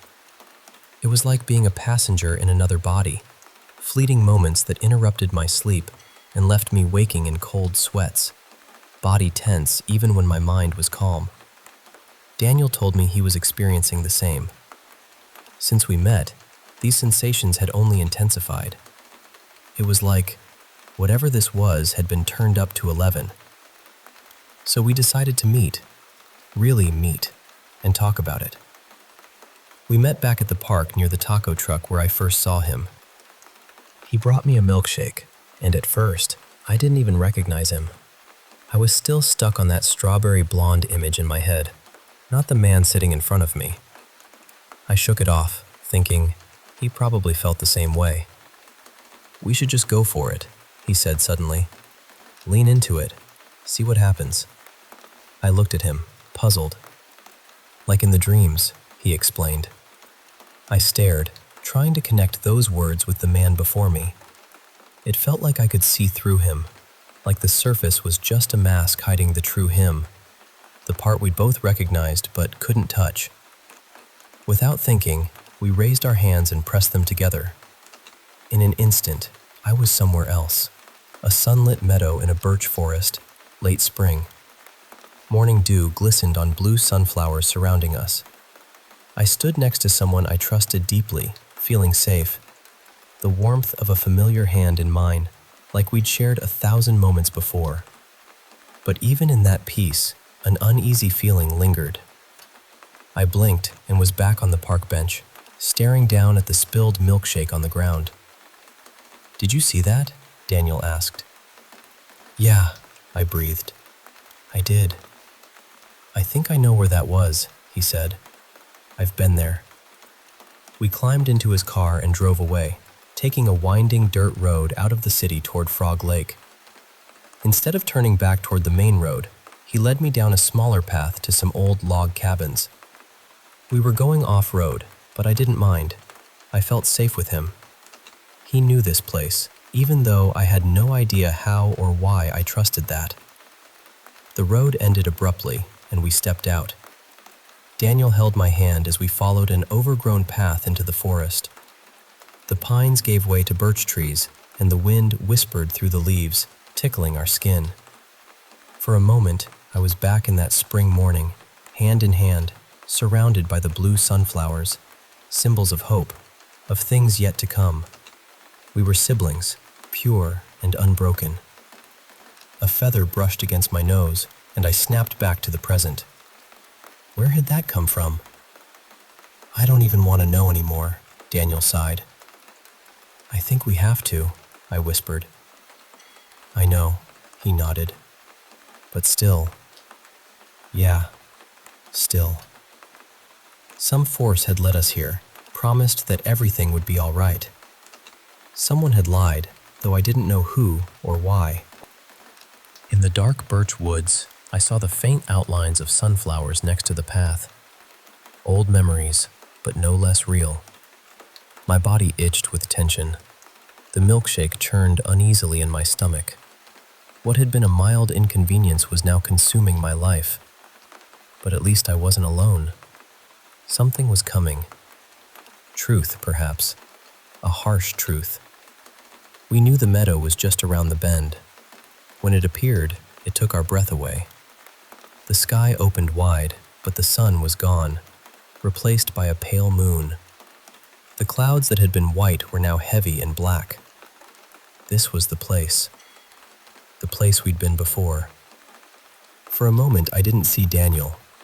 I saw my brother, smiling, speaking to me. His words reached out like ripples underwater. I believe, he said. I didn't realize he'd spoken aloud until I heard his voice clearly. What? I asked. What did you say? I don't know, he admitted. I don't know why I said that. What else do you want to say? We closed our eyes and spoke from memories that weren't quite ours. Songs eternal, I whispered. As before, as is now, as will be. Don't say that, Daniel pleaded. I opened my eyes and saw him trembling, fighting back tears. Something bad is coming. I can feel it. We're doing something wrong. I felt it too. A cold crawl up my throat. Another white feather danced in the wind, drifting across the meadow. Daniel took a deep breath and closed his eyes. We have to keep going, he said. I know. You're my kin. My soul is true. A sun gone black, a moon gone blue. I ask you, Savior, through and through. If not the three of us, then who? As before, I said. As is now, Daniel continued. Then silence. We both knew there was supposed to be a third. There was a third person that day. She knew what would happen to us. We were the next generation, meant to meet him. No promise of eternity could make her surrender. Instead, she had a knife. She struck first at my brother, then at me. A blade aimed straight for our hearts. The song we tried to sing remained unfinished, poisoning the land and all living things. A broken promise, potential lost. The clouds parted to reveal the eye of a vengeful beast. Birds in the meadow burst open, their feathers falling like snow. I was there, watching my brother bleed out in the dry grass. The sun eclipsed in black. Our blood soaked the earth, cursing it for generations. We could have been beautiful, all three of us. The sky darkened as the moon disappeared behind the clouds. Daniel screamed, then suddenly stopped. A part of me knew what was coming. There was a third person in that meadow, and she had just killed Daniel. I couldn't see her, but I had to run. I tripped over a rotting log and landed in an anthill. The dry grass crackled underfoot, and I heard footsteps approaching. Daniel wheezed for air. Then silence. I'd heard that silence before. As will be, growled a voice. As will fucking be! Had they caught me another second later, I don't know what would have happened. A flash of strawberry blonde hair, imagined pain of a knife between my shoulder blades. The blameless coward making up for past mistakes, but at the cost of my life. A part of me screamed in joy, a dark, twisted joy, the part that died with the real Daniel. The other part of me stepped out of the anthill and ran into the woods. It was a woman. She wasn't alone. Dark footsteps, wild screams, people stumbling and crying in the night. At least a dozen of them. Some came close enough for me to hear their breaths, but the blackness swallowed us all. I knew they'd hear me if I kept running, so I hid. I curled up next to a large rock, covering my ears, praying for dawn. My heart hammered so loud I thought I'd burst. I held my breath until I nearly fainted. Time stretched endless, every second a lifetime. I waited for the nightmare to end. And then, at last, dawn arrived. I don't know how, but it worked. I twisted my ankle without realizing, and by morning, I could barely walk. The air was cool, dew still clinging to the grass. A couple of blue sunflowers seemed to watch me quietly. No sign of Daniel's body. I called the police, but there wasn't much they could do. They asked about the third person, and the evidence of a group in the area was there, but nothing concrete. Frog Lake isn't visited much these days, and the few people living out here are loners. Out here, in the woods, no one can hear your screams. The investigation has been quiet. No one talks to me about it anymore. No one asks about Daniel. And me? People don't mistake me for that strawberry blonde girl anymore. I think she died in that field next to her brother. Maybe now I can finally be myself. I think I'll be okay.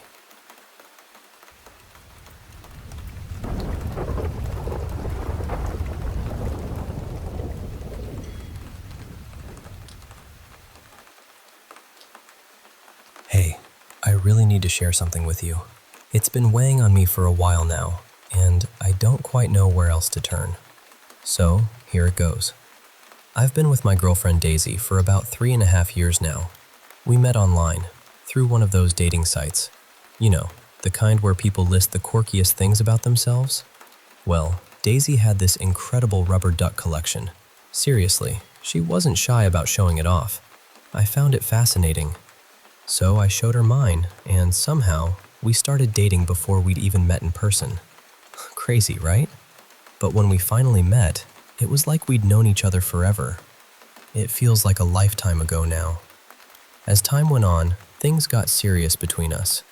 We made this playful little pact early on, a kind of roadmap for our relationship. On our very first date, Daisy joked, "We'll date casually for the first year." I chimed in, "Then we'll be that cute couple in year 2, just to annoy everyone around us." She laughed and said, "Year 3, we move in together." I added, "And in year 4, we get married." She nodded. "Kids come in year 5. It was just a silly inside joke back then, but over time, it became our blueprint for life. We planned out our years together like it was a comfortable script. We moved in last year, and I'd been planning to propose on our 4-year anniversary. But here's where it gets tangled. I don't think Daisy will say yes, and if she says no, I honestly believe she might die.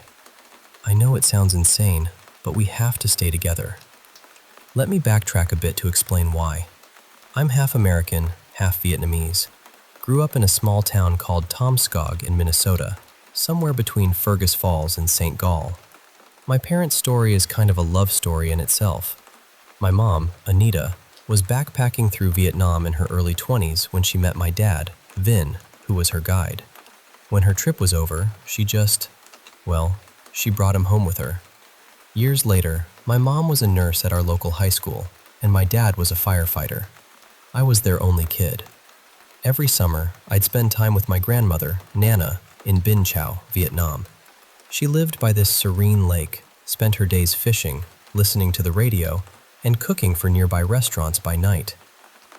She was famous for her branded crate dish, a snake she'd catch with her bare hands.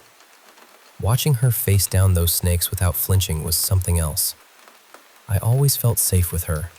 She was a force of nature. Nana taught me a lot, but one lesson stuck with me the most. A fair face may hide a foul heart. That was her mantra. Whenever something seemed too good to be true, she'd tap her nose and say it in Vietnamese. It was her way of warning me to be cautious. Whether it was someone selling something suspiciously cheap, or a stranger smiling from across the street, Nana's nose tap told me to be wary. No one would harm her grandchild, not on her watch. When I was 12, I spent my last summer with Nana by that lake. We'd take the boat out, pretending to fish, though mostly she'd just toss in her rods and drift off reading a magazine. I'd bring my Game Boy, silent with headphones on, to pass the time. One afternoon, as rain started pouring, Nana dozed off. I reached to protect my Game Boy, but lost my balance and fell overboard, clutching it desperately. I don't remember much after hitting the water. Everything felt upside down. The rain was relentless, and I recall Nana plunging into the lake to pull me up. Her worried face loomed as I broke the surface, gasping. But then, when I looked around, Nana was gone. The oars and my Game Boy were missing too. Only her soaked magazine remained. I screamed for her, but the lake swallowed my cries. I was too far from shore, exhausted and scared. I curled into a fetal position, crying myself to sleep, haunted by visions of her reaching out from the lake's depths. Somehow, fishermen found me and brought me ashore, but those first days in the hospital are a blur. The panic attack on the plane back home was the first clear memory I had after that. Since then, I've never quite trusted calm waters. Because as Nana said, a fair face can hide a foul heart. For years, I stayed put in Tomskog, avoiding new experiences and even summer camps. Panic attacks crept in during quiet moments, always accompanied by that nagging voice reminding me, "Beware the fair face, beware the foul heart." Fast forward to being 17, and my focus shifted to girls.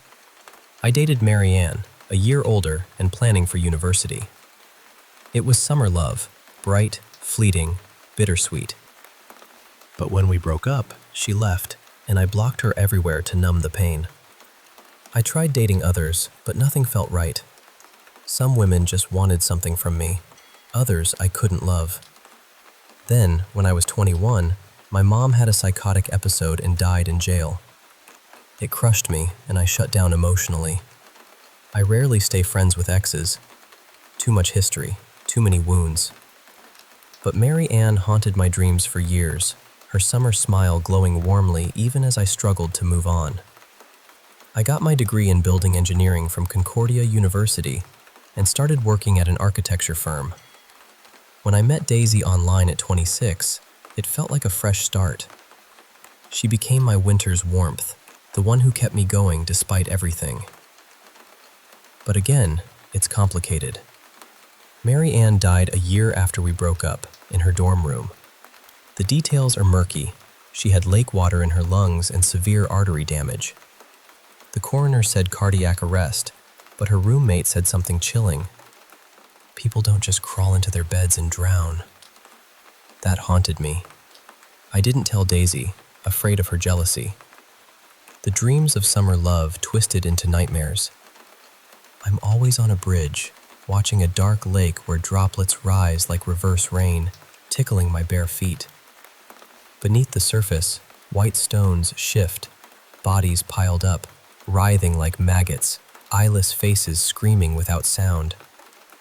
At the bottom, I see Mary Ann's brown hair sinking deeper. I fall off the bridge, a hand brushing my neck, pulling me back, but it's too late. I have that nightmare weekly. The deaths of other exes followed. Angela in a car crash with seaweed on the seat, Jessie dying mid-flight with snake venom in her blood, and Marla stepping in front of a train, sending a cryptic text. Thry Tim Hoy. Foul heart. My nose itched reading that. I've tried to ignore it, to focus on Daisy. But 2 months ago, she cheated on me, touching, kissing at a bachelorette party. When I confronted her, she blamed me for being distant and weird because of my worried searches about my exes. Our commitment cracked under that weight. I'm falling out of love, but I don't want her gone. I don't want to feel those cold fingers curling around my ankles at that bridge.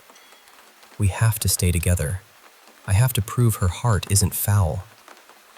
I think Nana is trying to protect me still, pulling me away from the lake I was meant to drown in.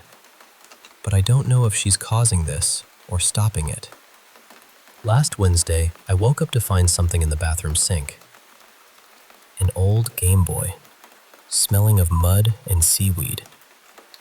I don't know what to do anymore. But I had to tell someone. Thank you for listening.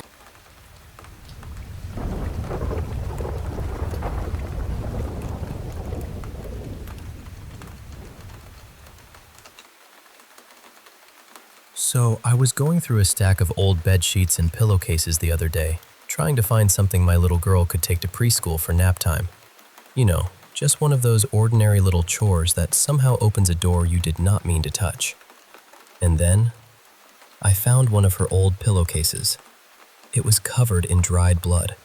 For a second, I just stood there holding it, completely confused. I knew it was hers, but I could not remember what had happened. Then, all at once, the memory came back. Like something had been locked away in the back of my mind, and finding that pillowcase turned the key. She was about 2.5 at the time, and we had just started trying to get her used to sleeping in her own room through the night. Around that same time, a friend of mine had ordered this full-length rolling mirror online. It had lights around it and opened up like a little makeup cabinet. Pretty neat idea, except once he put it together, he realized it was way too short for him. It was maybe 5 feet tall, if that. So instead of tossing it, we put it in my daughter's room. For the first few nights, everything seemed normal. Then, 3 nights in a row, she woke up screaming like she was hurt. Not just crying, but that panicked, sharp kind of scream that makes your stomach drop. Every time I ran in, she had blood coming from both nostrils. She kept saying, "The monster is talking to me." At first, I tried to be reasonable about it. I thought maybe she was picking her nose in her sleep, or the air in her room was too dry. Maybe she scared herself awake. Maybe she had figured out that if she cried hard enough, she could get back into our bed. So I cleaned her up, changed her pillowcase, calmed her down, and tucked her back in. And strangely, after that, she would sleep the rest of the night like nothing happened. Wake up the next morning, go to daycare, play, laugh, totally normal. Then one night, I stayed up late playing games. The house was quiet. Everyone was asleep. At exactly 3 in the morning, I heard her scream. I ran down the hall and found her sitting up in bed, sobbing and pointing at the mirror. Before I could even ask what was wrong, her nose started bleeding again. This time it was awful. It was the worst one she had had. I cleaned her up, got her settled, and tried to convince myself there was a normal explanation. But honestly, I was starting to feel that cold little twist in my gut. I called my mom and asked what she thought. I told her I did not believe it was the mirror. I told her I still thought my daughter was just trying to get back into our room. My mom is the kind of person who knows a little bit about strange things. Not in a dramatic way, just in that old school quiet way where she says something and you suddenly feel less comfortable in your own house. She told me that 3 a.m. is sometimes called the witching hour. She said little kids can be more sensitive to things adults brush off. Then she told me something that stuck with me. She said, "Never let a mirror face a bed." I wanted to roll my eyes. I really did. But by then, this had been happening for several nights, and I was tired, worried, and just unsettled enough to listen. So that night, I let my daughter sleep in bed with me and my partner. I did not take the mirror out of her room. I just turned it around so it was facing the closet door instead of the bed. I pushed it close to the door, almost flat against it. Later that night, I woke up because I had to use the bathroom. After I finished, I heard something coming from my daughter's room. A soft banging sound. Then, a little scratching. Not loud, Not wild, just this steady, gentle rhythm. I knew every horror movie rule says you do not go check the noise, but apparently I had learned nothing from cinema because I walked right into her room and turned on the light, and I froze. The mirror was moving, not sliding across the floor, not tipping over, just shifting in these tiny, deliberate little motions, like something was pushing it from the closet side, or like the mirror itself was trying to pull away from the door. Tap, scratch, tap, scratch. I ran back to my bedroom, locked the door, turned on the lights, and woke my partner up. I told her what I had seen and heard. She heard it too.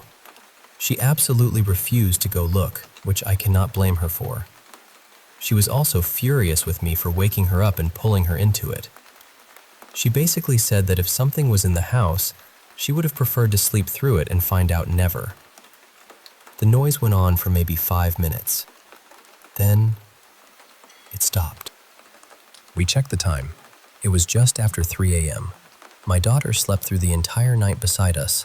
No crying, no nosebleed, nothing. The next morning, I had to go into her room to get clothes for daycare. I really did not want to, but life does not pause just because your house has decided to become weird. When I opened the door, the mirror was no longer flat against the closet. It was angled, just slightly, and when I looked into the reflection, I realized it was pointed exactly toward my daughter's pillow, exactly where her head would have been if she had slept in her own bed that night. That was the part I could not explain away. We did not throw the mirror out, though looking back, maybe we should have. We put it inside her closet, turned it around so it faced the wall, and left it there. After that, the crying stopped. The nosebleeds stopped. Eventually, she started sleeping in her own room with no problem at all. And now, a year and a half later, I find that old blood-stained pillowcase and remember everything like it happened last night. I still do not know what it was. I do not know if it was something paranormal, something attached to the mirror, something in the room, or just one of those things that never gives you a clean answer. But I know what I heard. I know what I saw. And I know that once that mirror stopped facing my little girl's bed, everything stopped too.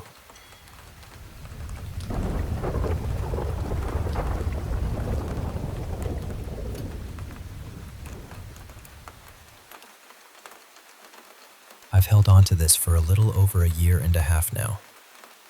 My wife knows something happened at that warehouse. She doesn't know the details, but she knows enough to stop asking. She sees it when I wake up at 3:12 in the morning, just staring into the dark like I'm waiting for something to move. At first, she used to touch my shoulder and ask if I was okay. Now she just lies still beside me. And honestly, I think part of her has decided that whatever happened is something she doesn't really want pulled into the light.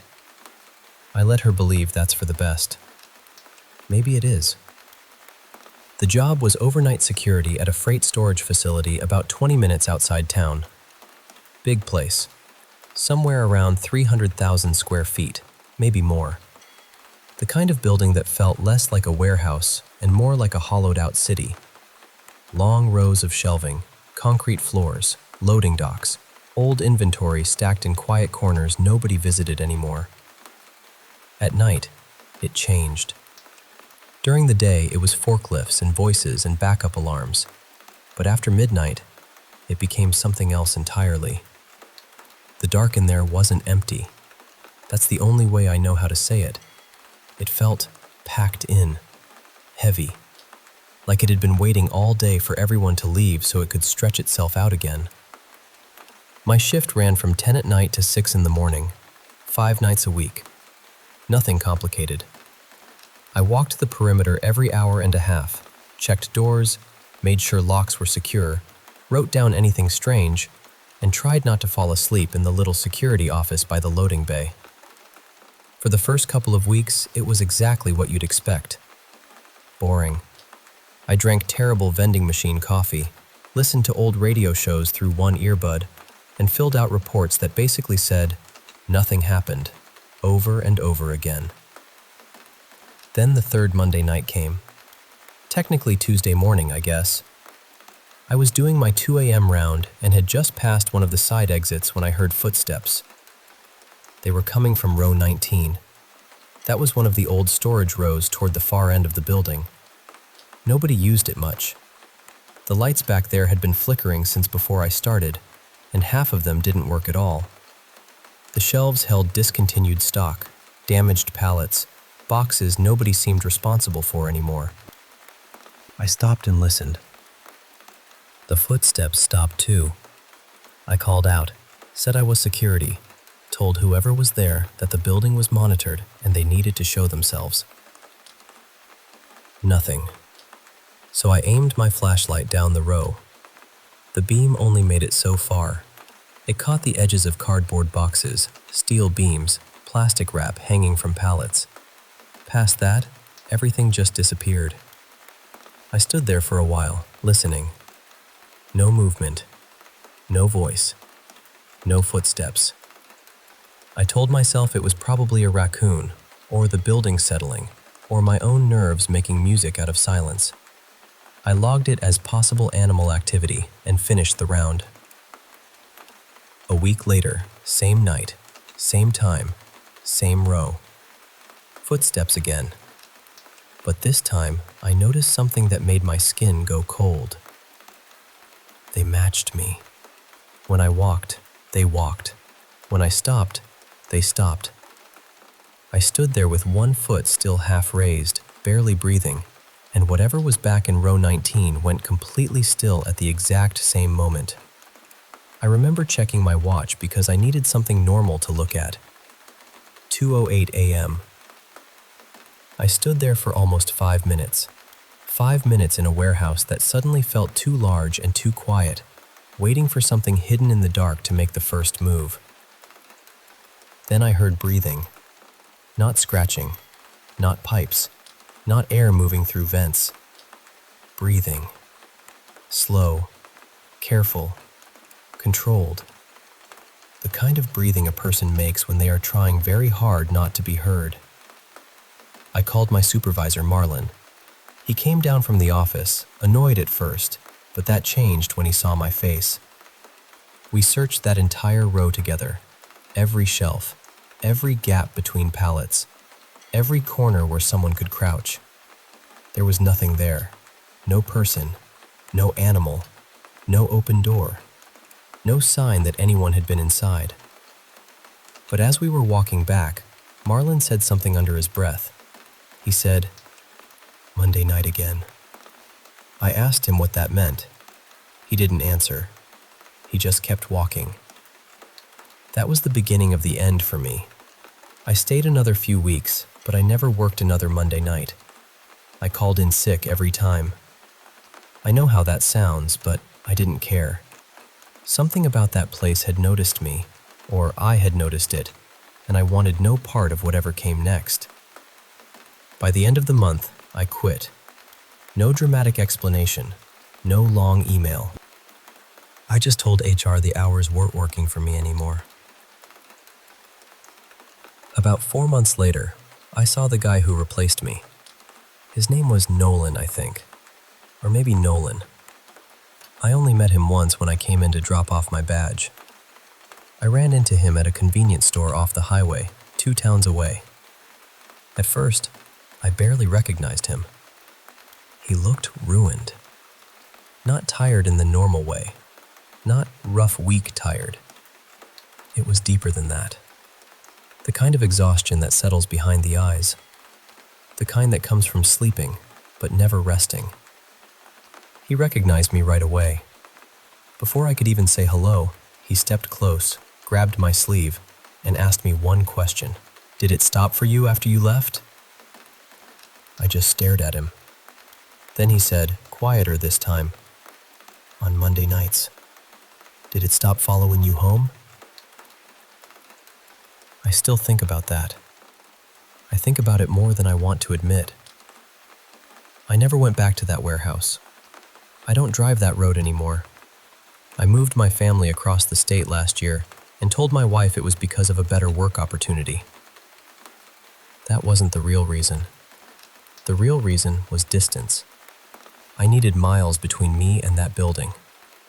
But the thing is, I still wake up at 3:12 sometimes, always on Tuesday morning, always with my heart pounding, always with the feeling that somewhere nearby, just outside the edge of the room, something has stopped moving because I stopped moving.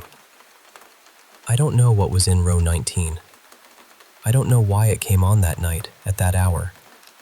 I don't know what happened to Nolan. I've thought about finding him.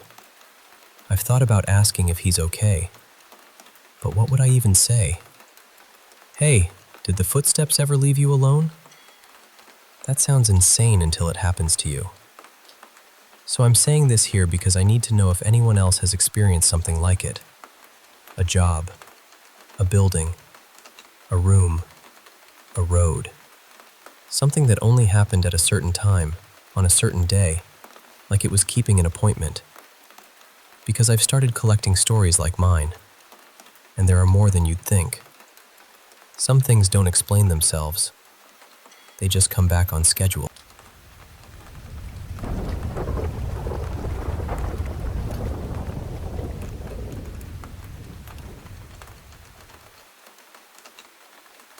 This happened sometime during the height of COVID, around 2020 or 2021. I can't remember the exact month, but I know it was during the warmer part of the year. At that point in my life, there wasn't any male figure living with us. My mom wasn't seeing anyone either, so there really shouldn't have been any man in the house. Back then, I was sleeping in the basement. It had a bed, and my computer setup was down there too, so it had kind of become my little space. I never liked sleeping in complete darkness, so whenever I went to bed, I'd leave a few dim lights on across the basement. Not bright enough to keep me awake, just enough so the whole room wasn't swallowed up by the dark. One night, I woke up somewhere around 2:30 or maybe 3 in the morning. At first, I was still half asleep. You know that strange foggy feeling where you're awake, but your brain hasn't fully caught up yet? I looked toward my desk, and sitting there, in my chair, was a man I had never seen before. He was dressed in a black suit, almost like a tuxedo. It looked neat, fitted, like it had been made for him. He had on a tie, a top hat, and these dark sunglasses that covered his eyes completely. I couldn't really make out much of his face because of them. The weird thing is, I didn't panic right away. I just stared for a second and thought, I must be seeing things. I figured maybe I was exhausted, or maybe I had woken up from a dream and my mind was still filling in shapes in the dark. So I shut my eyes and tried to go back to sleep. But almost immediately, something in me said, no, that was too clear. So I opened my eyes again. I checked the time, then pushed myself up on my elbow and looked back toward the desk, fully expecting the chair to be empty. But he was still there, just sitting there, looking at me. That was when I noticed my computer monitors were on, glowing faintly in the room. I couldn't tell what was on the screens, but the light from them made the whole thing feel even stranger. From what I could see, the man looked white, probably somewhere in his 30s, clean-shaven, maybe close to 6 feet tall. He didn't move.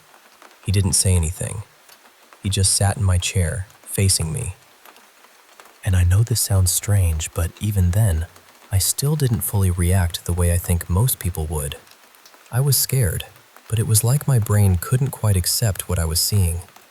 So instead of yelling or running upstairs, I just laid back down and tried to sleep.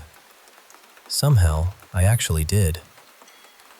When I woke up in the morning, everything seemed normal. There was no sign that anyone had been down there. Nothing was missing. Nothing was moved in any obvious way. But once I was awake and thinking clearly, the fear finally hit me. I kept replaying it in my head, and the more I thought about it, the worse it felt. I avoided the basement for the next few days because I couldn't shake the image of him sitting at my desk. A few days later, I finally went back down there and checked the sliding glass door in the basement.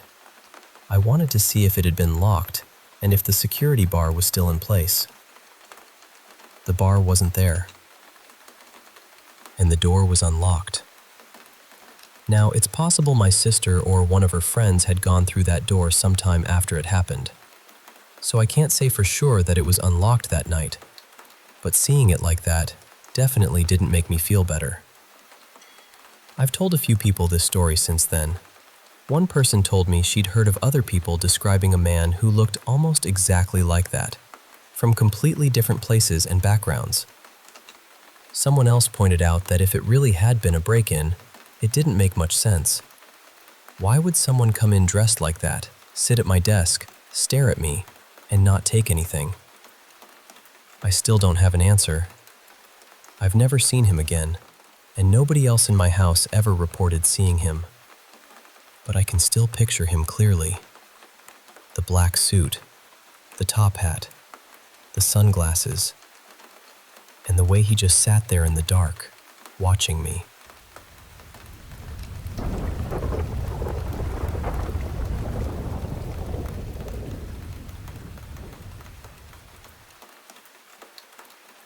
I moved into that apartment at the beginning of last summer, and honestly, at first, I thought I had found something really special. It was this bright little studio in an old brick building in northern Utah, built sometime in the early 1900s. The place had so much charm. The windows let in this soft, golden light, and there was a mulberry tree growing right outside. I remember picking berries almost every day and thinking, okay, maybe life is finally giving me a peaceful little corner. For a while, it really did feel that way.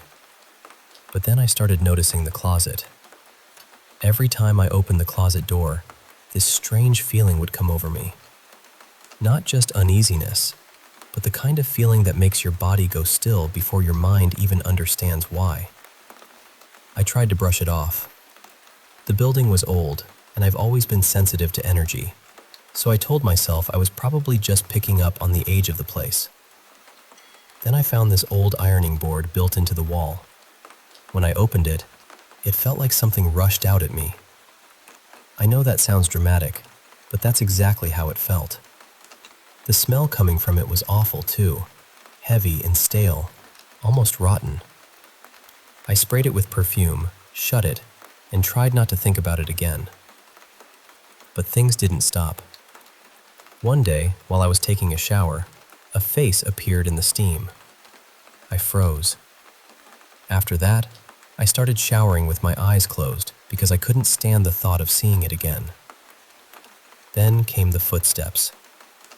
I would leave my apartment and I'd hear heavy steps right behind me, even when no one was there. Sometimes, inside the apartment, something would touch my feet. Not once or twice, but often. I had a friend named Mira come over, and she was sensitive to this kind of thing too. Before I even told her everything, she said, "Something keeps touching my feet." That chilled me because it had been happening to me too.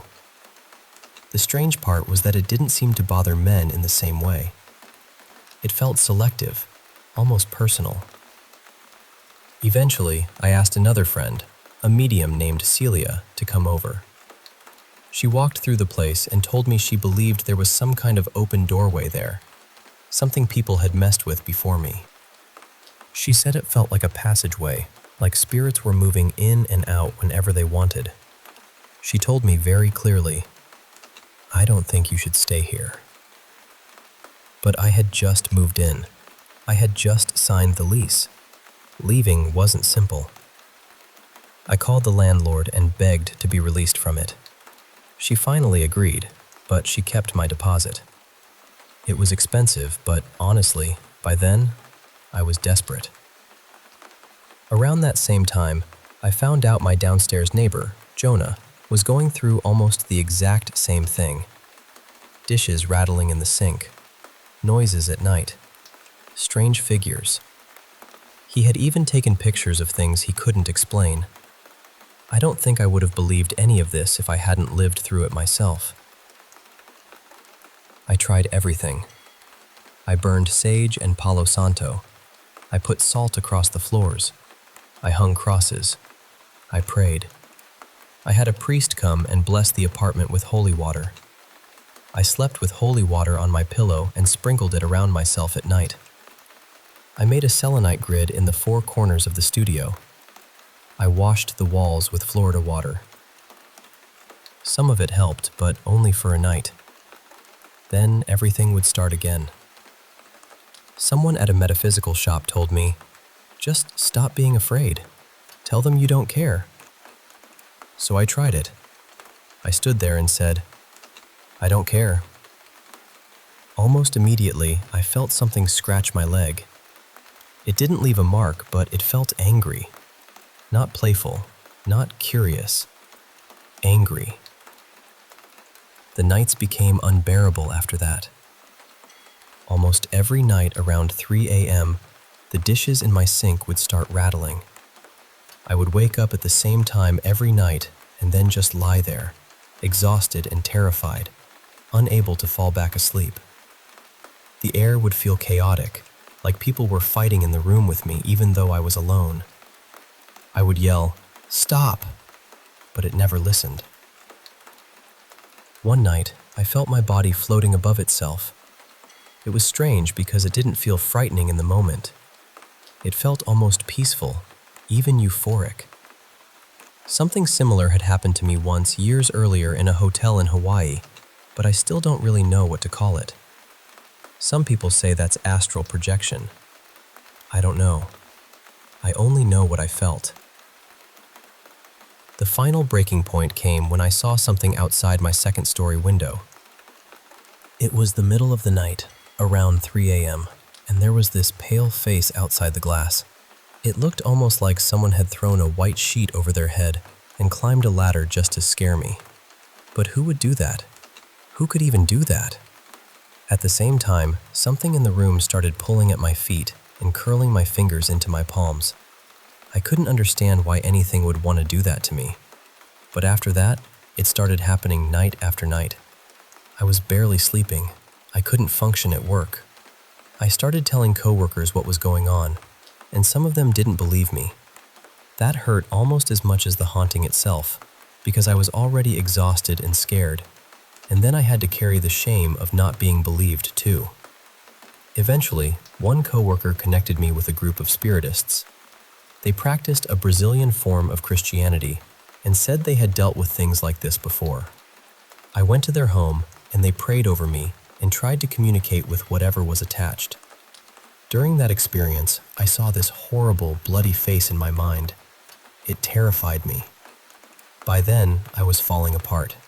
I was depressed, sleep-deprived, and barely holding on to my job. Things didn't truly improve until I left the apartment completely. I moved into my car for a while, which was its own kind of hardship, but even that felt safer than staying in that place. I was terrified whatever it was would follow me, but thankfully, it didn't. Eventually, I moved into a brand new building, and everything stopped. No footsteps, no touching, no rattling dishes, no faces in the steam, no waking up every night at 3 a.m. Just quiet. I'm doing much better now, but I still carry the trauma from it. I still have nightmares. I still think about how many people didn't believe me and how that experience cost me my job and my sense of safety. And I still have so many questions. Why me? Why did it seem to focus on certain people and leave others alone? What kind of spirits were they? Why the footsteps? Why the feet? Why did it move my hands at night? Why would anyone open something like that in a home where other people would eventually have to live? I don't know all the answers. What I do know is that leaving saved me. That apartment taught me that sometimes protection doesn't look like one perfect ritual or one powerful prayer. Sometimes protection looks like listening to your body when it says, "We are not safe here." Sometimes it looks like walking away, even when it costs you. Sometimes the bravest thing you can do is choose peace over proof. And now, more than anything, I want to feel safe in my own body again. I want to trust quiet rooms again. I want to know that whatever happened there stayed there. And I want to believe that my life belongs fully to me now.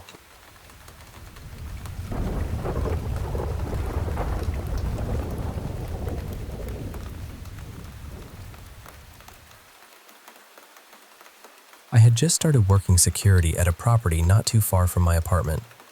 And honestly, the first thing I wanted to know was where the strange spots were.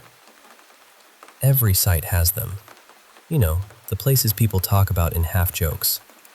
The places where the light feels too thin, or the air changes when you step inside. They walked me through the patrol route, and at first, nothing seemed too dramatic. There was a dark tunnel down on level -3 where we had to walk all the way to the far end. There was a damp little utility room that smelled like wet concrete and old metal. And then there was the 4th floor. The site itself was a big cluster of buildings wrapped around a plaza. Offices, cafes, a fitness studio, legal offices, all kinds of businesses. A lot of it was connected in one way or another to the courthouse nearby. But the neighborhood around it had history. Heavy history. People called it cursed sometimes, though I'm careful with words like that. It was more like the whole place carried a wound. There had been forced removals, poverty, violence, riots after police nearly killed a local man. Most of the area was half empty, and every quiet street felt like it remembered more than it wanted to say. At first, the creepy parts of the job got to me, but after a while, I got used to them. The tunnel stopped feeling haunted and started feeling like exactly what it was. A dark passage nobody wanted to spend money lighting properly. I've had enough strange experiences in my life to know when my imagination is just throwing shadows on the wall. I can usually talk myself down. But the 4th floor was different. My name there was Niran, or at least that's what most people called me on shift. I mostly kept to myself. The workplace was getting toxic fast. People were tense, management was strange, and I could feel myself already planning my way out. Still, I did my rounds. Every time I reached the 4th floor, something felt off. The hallway always had this sour, sweaty smell, like someone had left gym clothes in a sealed bag for 2 days. Disgusting, yes. Creepy, not exactly. Not at first. There was a lot of downtime on that job, so I started writing horror stories during quiet hours. The funny thing is, most of them were based on things I had actually experienced. But around that time, my writing dried up. I felt blocked, exhausted, irritated. I didn't realize I was already inside the next story. One night, I was walking the 4th floor hallway when I heard footsteps behind me. Not loud, not dramatic, just enough to sound like someone was walking at my pace, a few steps back. I stopped. The footsteps stopped too. I told myself it was the acoustics. Long hallway, hard floor, empty building. Sound does strange things in places like that. So later that week, during the day, I tried to recreate it. Same shoes, same hallway, same pace. Nothing. A few weeks after that, I was back on the 4th floor when I heard people coming up the stairs. I could hear their footsteps, and then voices. A conversation. Low and muffled, close enough that I expected them to turn the corner any second. Then the voices cut off. Just stopped. I looked. No one was there. That was when I started getting that cold little feeling in my stomach. The kind that says, you can explain this if you want, but you don't believe yourself. Meanwhile, things at work were getting worse. I got accused of sleeping on shift and skipping patrols, which wasn't true. It felt like they needed someone new to blame after another guard, a guy with deeply unsettling energy, had been fired. I was already on edge one evening when my shift began. My PTSD was bad that day, and I was angry before I even picked up the radio. During my first patrol, I reached the 4th floor. There they were again. Footsteps behind me. Right behind me. I scanned the checkpoint near the stairs, and just as I did, I heard another set of steps coming from around the corner. They moved toward me, close enough that I braced myself to see someone appear. But no one came. The sound vanished. I didn't try to be brave. I went straight to the elevator and got out of there. A little later, while taking the stairs, I stepped wrong and twisted my ankle badly enough that I couldn't keep doing patrols that night. So I ended up sitting at the lobby desk around 2 in the morning, trying to write, even though the words still wouldn't come. The desk faced a wall of security monitors. In front of me, the lobby was all glass, so I could see straight out into the plaza. And that's when I noticed the people. Too many people. Way too many for that hour. At the edge of my vision, the plaza looked busy, like a promenade. Figures moving past the glass, groups crossing from one side to another, people gathering near the entrances. But every time I lifted my head and looked directly outside, they were gone. Empty plaza. Still pavement. Maybe one stray cat moving through like it owned the night. Then I'd look back down at the computer, and the movement would return. A cluster of people. A few shapes walking together. Sometimes what looked like an entire group would collapse into one ordinary person the moment I focused on it. It kept happening. And I remember sitting there with this awful calm feeling, like the wadi was showing itself to me one last time before I left. Not attacking me, not chasing me, just being seen. The 4th floor felt different from the rest. Something meaner lived in that atmosphere. Or maybe something had settled there because of the company using that space. I don't know. Some places attract the wrong kind of weight. But the plaza felt older, sadder, like the past was replaying itself after midnight, when the suits and court robes were gone. The people who had been pushed out, the workers packed into brutal conditions, the community that had once been alive there, all of it lingering. All of it walking where nobody wanted to look. I had already handed in my resignation by then, thank God. And I knew one thing clearly. I wasn't going back to the 4th floor to investigate. Some doors don't need to be opened. Some hallways tell you enough by following behind you.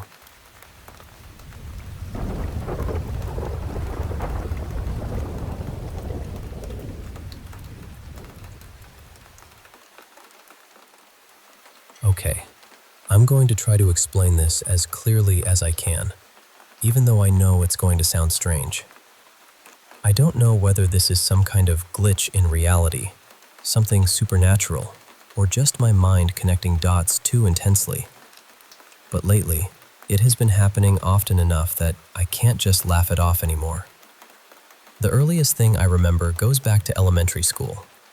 For a while, I had these dreams where I'd see little pieces of the next day. Not memories, not things that had already happened. I mean the next day. It would only be a few seconds at a time, usually a short conversation or a tiny moment in class.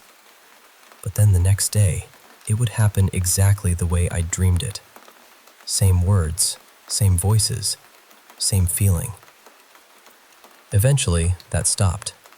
I don't know why, and it never really came back in the same way. But there were other odd things when I was younger too. There was this one family member, I'll call her Lena, and when we were outside together, there was this place we used to go. I can barely describe it without feeling ridiculous. There was a winding path, almost like a little spiral slope, and when we went down it, it felt like we had stepped out of normal reality. Suddenly, it was like we were somewhere warm and coastal. I remember sitting on a bench and seeing what looked like the ocean in front of us. It felt like a tropical island, even though that makes no sense. I still don't know what happened there. I don't even know if my brain filled in some impossible memory later, but thinking about it still gives me chills.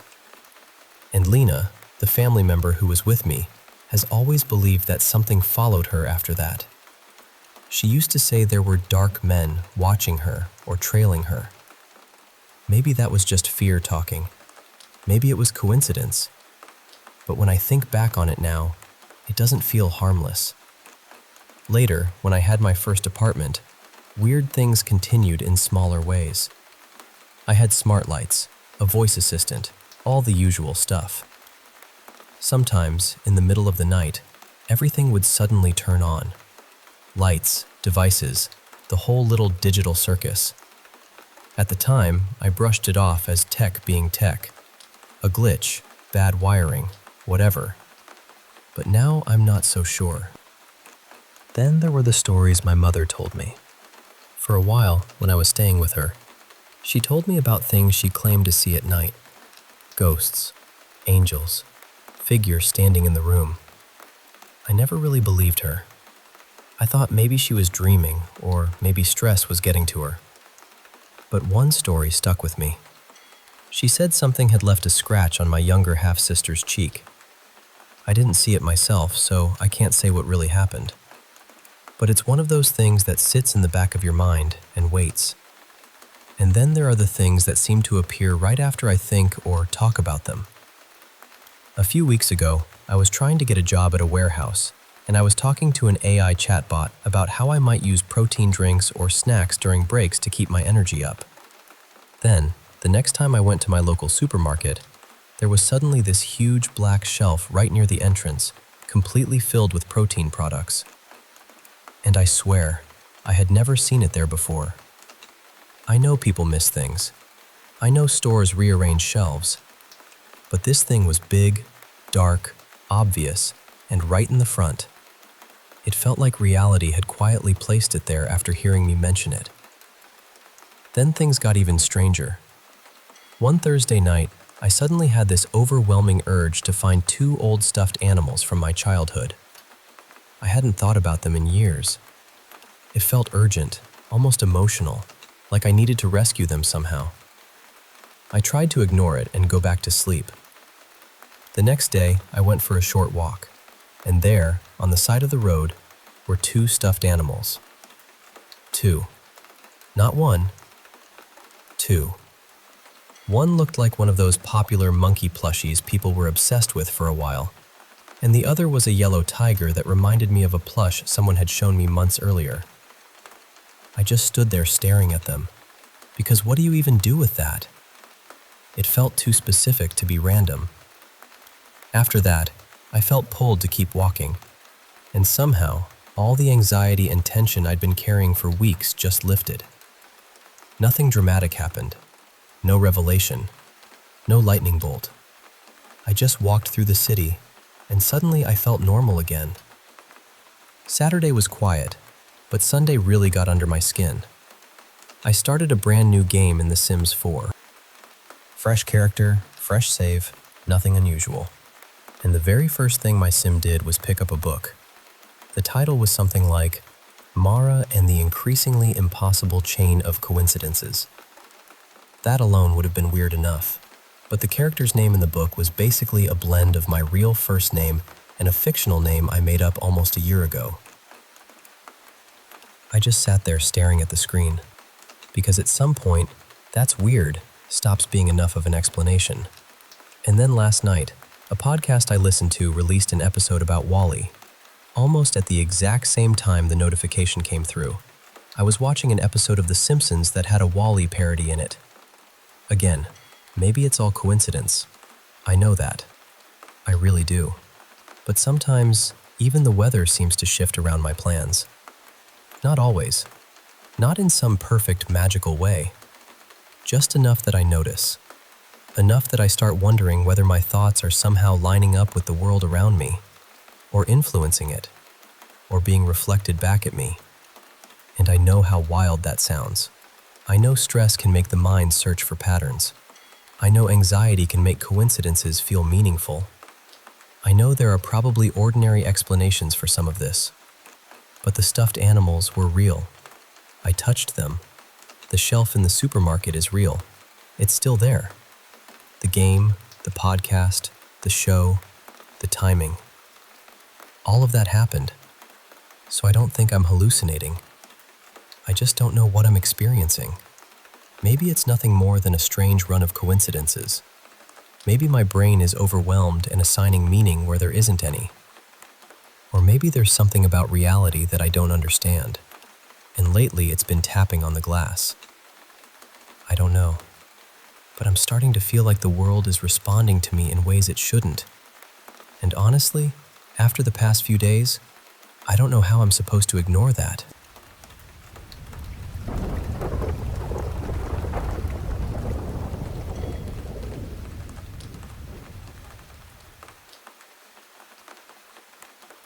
I grew up in eastern Michigan, in one of those areas where the woods seem to stretch forever, only really interrupted by old roads, patches of farmland, and the occasional farmhouse tucked way back from view. When I was younger, my sister and I spent a lot of time wandering through those woods. We knew the area pretty well, or at least we thought we did. Most of the time, we would hike until we reached this creek, and then we would turn around. That creek always felt like the edge of our little world. But one afternoon, we decided to go farther. We found a fallen tree that stretched across the water, and we used it like a bridge. I remember balancing carefully, watching the creek move beneath us, and then climbing up the bank on the other side. The creek sat down in this wetland basin, so once we got out of it, the ground leveled out for a while. After walking a bit farther, I noticed something strange near the edge of a rise. It was a fenced-off area, surrounded by an old wire fence that had gone rusty with age. Inside, there wasn't much, just a faded plastic slide, a shed that looked like it was slowly collapsing in on itself, and a scattered mess of metal junk. It had the feeling of a place someone had abandoned years earlier and never looked back at. I climbed over the fence and walked toward the edge of the hill. That was when I saw it. Below me was a paved road, winding through the trees, with cars moving along it like everything was perfectly normal. At the time, I didn't think much of it. I just remember thinking it was kind of cool, like we had finally reached the end of some hidden trail. I stood there for a little while, watching the road, then climbed back over the fence and headed home with my sister. Later, I told my dad about where we had gone. He got serious right away and said that once we crossed the creek, we had been trespassing. He told us not to hike that way again, so we didn't. For years, I didn't really question it. Then, when I was older, curiosity got the better of me. I pulled up a map and tried to figure out exactly where we must have ended up that day. And that's when the whole thing stopped making sense. There shouldn't have been a paved road anywhere near where we were. The land beyond the creek was surrounded by farmland and dirt roads. No winding paved road, no stretch of traffic, nothing that matched what I remembered seeing from that hill. The stranger part is that when I asked my sister Mara if she remembered that hike, she immediately said, "Yeah, I remember ending up by the road." So it wasn't just me. Looking back now, there were other details that don't fit either. There shouldn't have been a hill there, not really. The area is mostly flat, except for the wetland basin around the creek. And that fenced storage area didn't make much sense either. There was no house nearby, no driveway, no obvious reason for a rusted fence, an old shed, a plastic slide, and random junk to be sitting out there. The thing that still bothers me is that I almost walked down the hill toward the road. I remember thinking about it. I just decided it would be annoying to climb all the way back up afterward, so I didn't. Sometimes, I wonder what would have happened if I had gone down there. Maybe there's some simple explanation. Maybe the map doesn't show something old, or maybe the land has changed more than I realize. But even now, I can still picture that paved road below us, the cars passing by, and that weird little fenced-off place sitting where it shouldn't have been. And honestly, I still don't know what we found that day.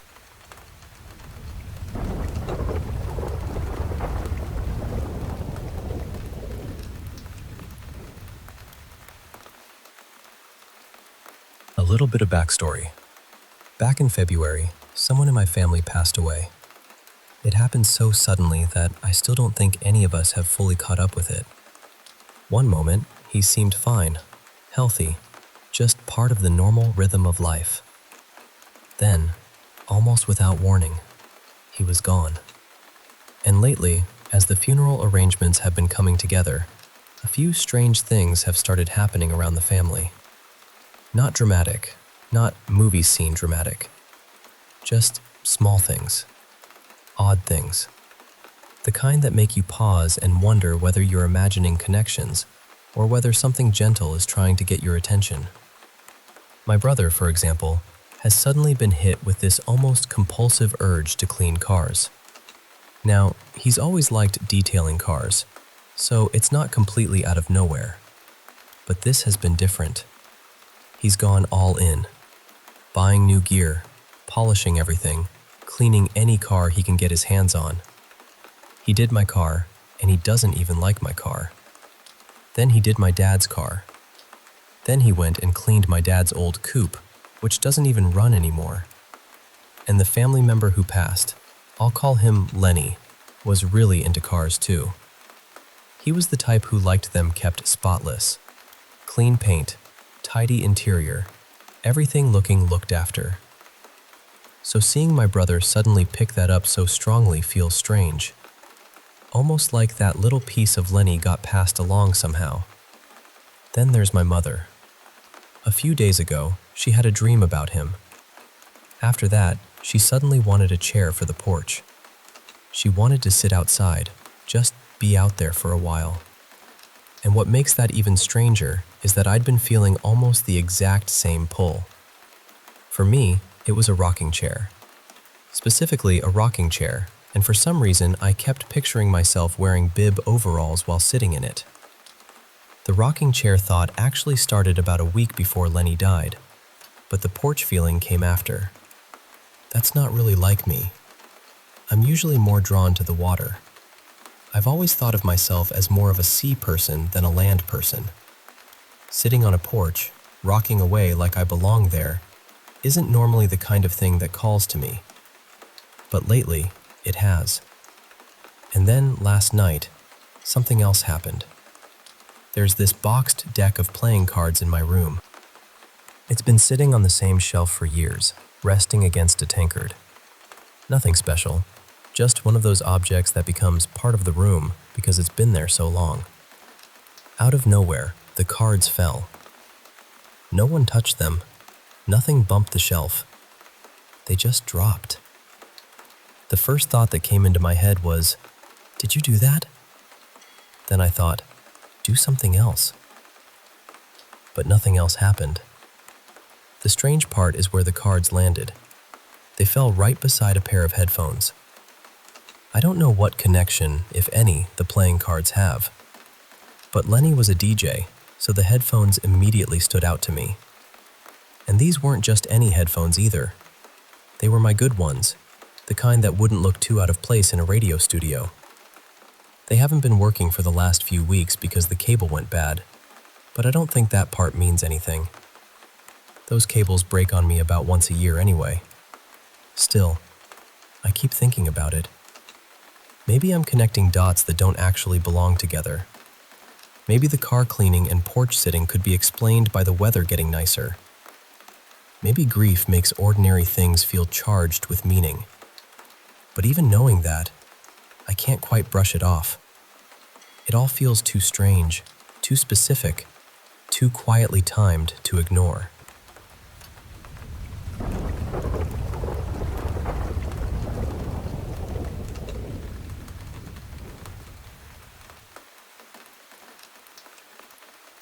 I was staying with a friend in a little cabin outside Brockport, New York, tucked so far back in the woods it felt like the rest of the world had gone quiet.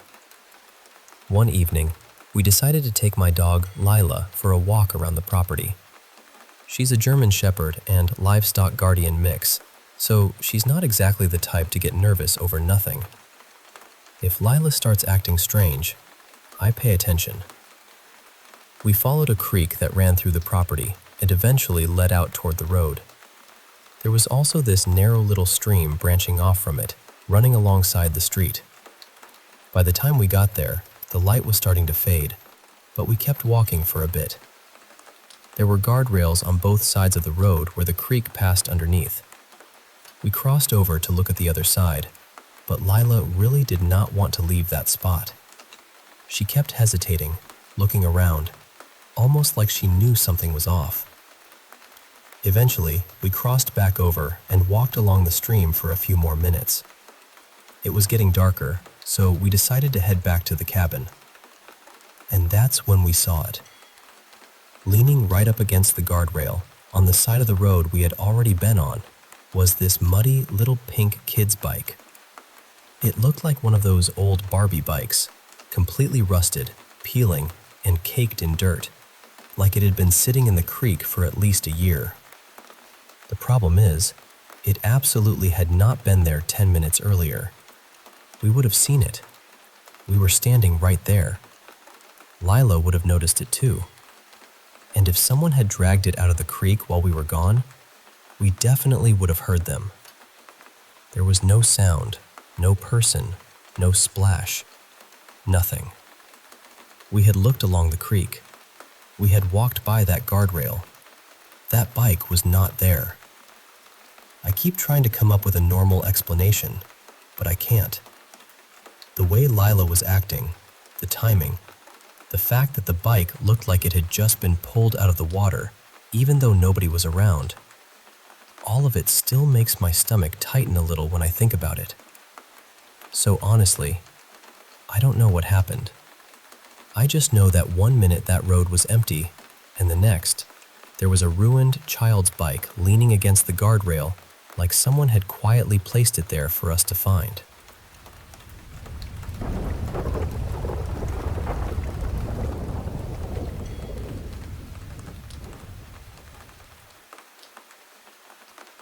I need to tell you this from the heart.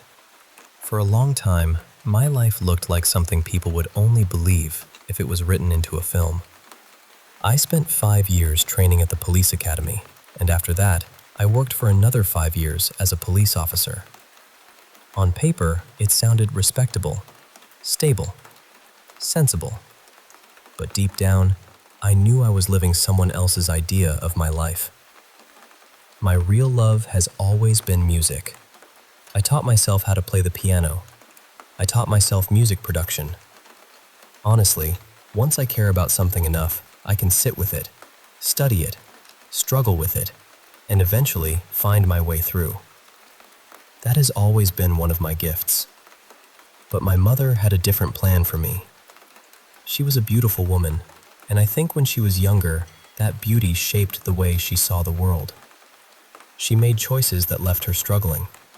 She married young, already working as a civil servant in a small position, while my father was much older and financially prepared to build a family. My father was an Igbo man, and in our culture, family name carries weight. I was his first son. That mattered. But when things did not go the way my mother wanted, she took me away. She changed my surname. She kept me from the man who could have helped me, guided me, and maybe given me a real chance to grow into the person I was already becoming. She saw my gift for music when I was young. She knew it was there.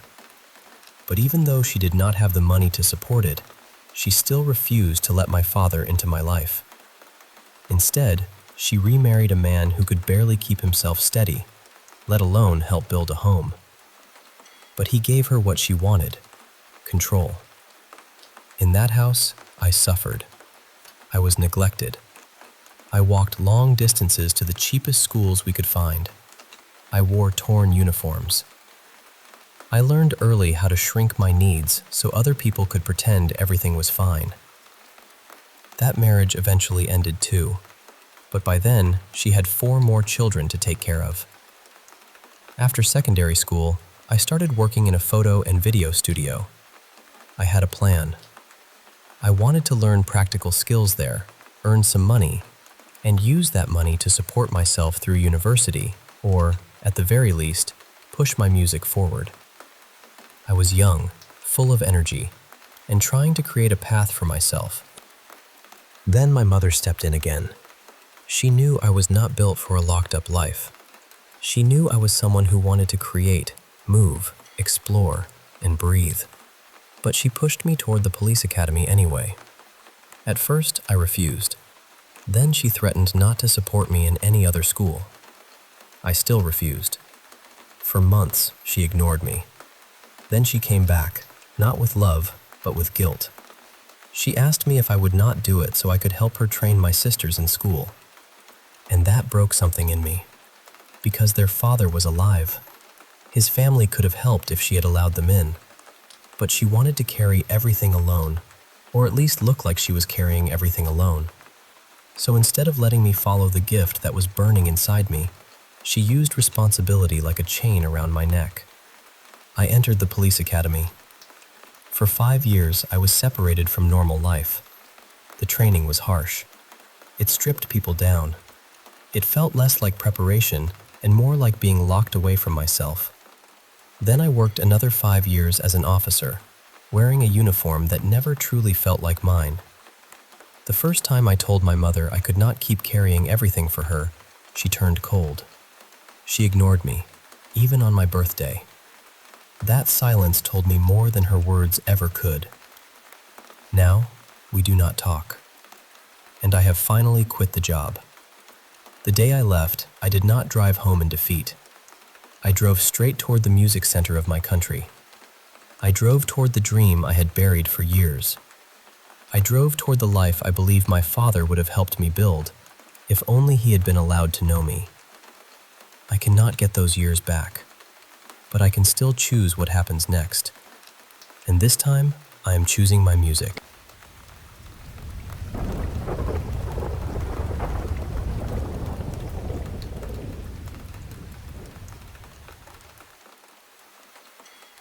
I never used to believe in possession.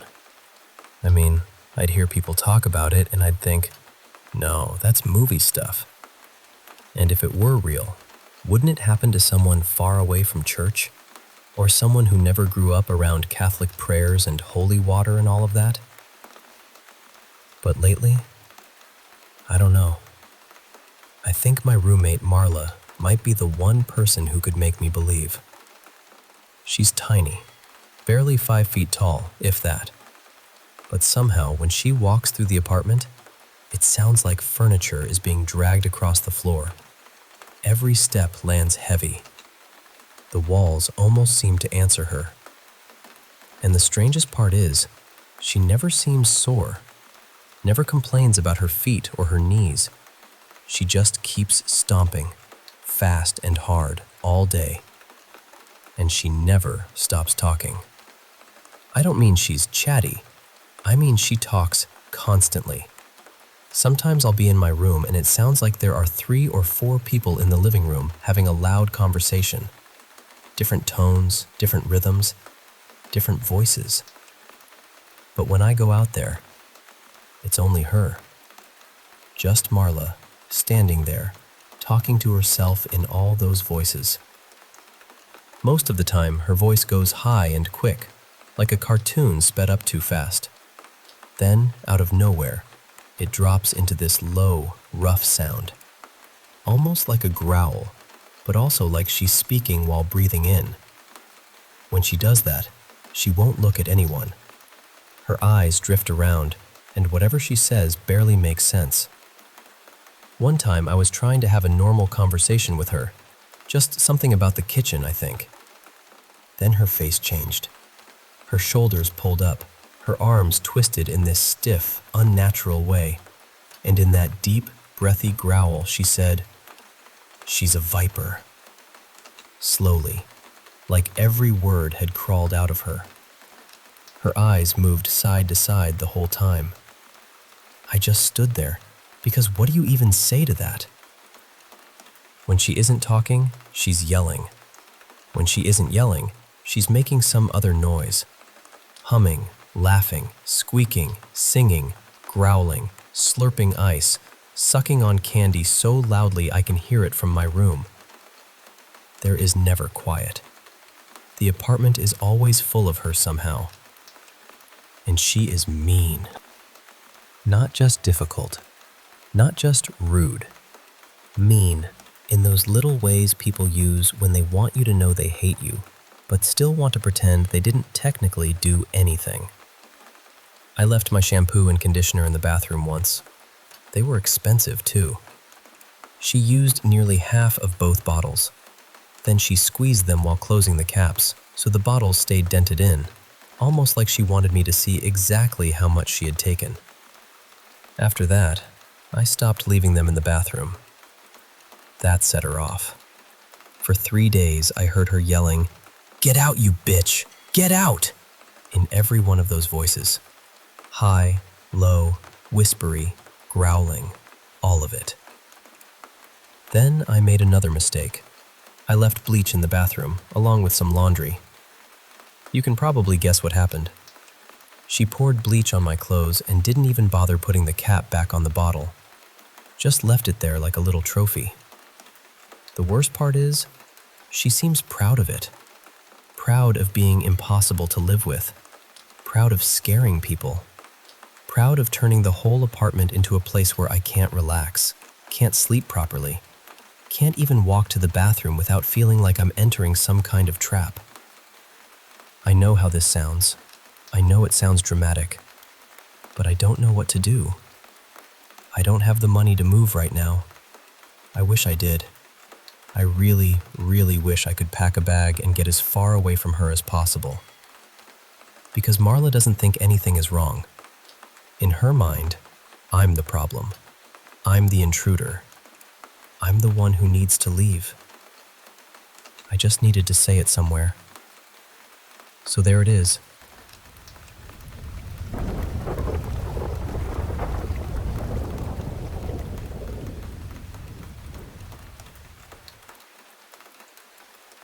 So before I get into what happened, I need to tell you about an old friend of mine.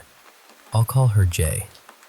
She passed away almost 5 years ago now, and ever since then, our little friend group has had these moments that feel like signs from her. Small things, strange timing, angel numbers showing up when someone is struggling. I know that might sound unusual to some people, but after a while, you start to notice a pattern. And with Jay, the pattern has always felt very specific. Last Friday, my dad passed away after dealing with several health issues. He and I didn't have the easiest relationship. There was a lot there, and not all of it was good. We thought he might pass on Wednesday night, so I went to the hospital. Everyone around me was crying, but I just couldn't. I stood there and felt this strange emptiness, like my emotions had gone quiet in another room. But he didn't pass that night. Then on Thursday, the nurses started lowering his oxygen, and we thought maybe that would be it. Again, people cried. Again, I couldn't. And again, it didn't happen.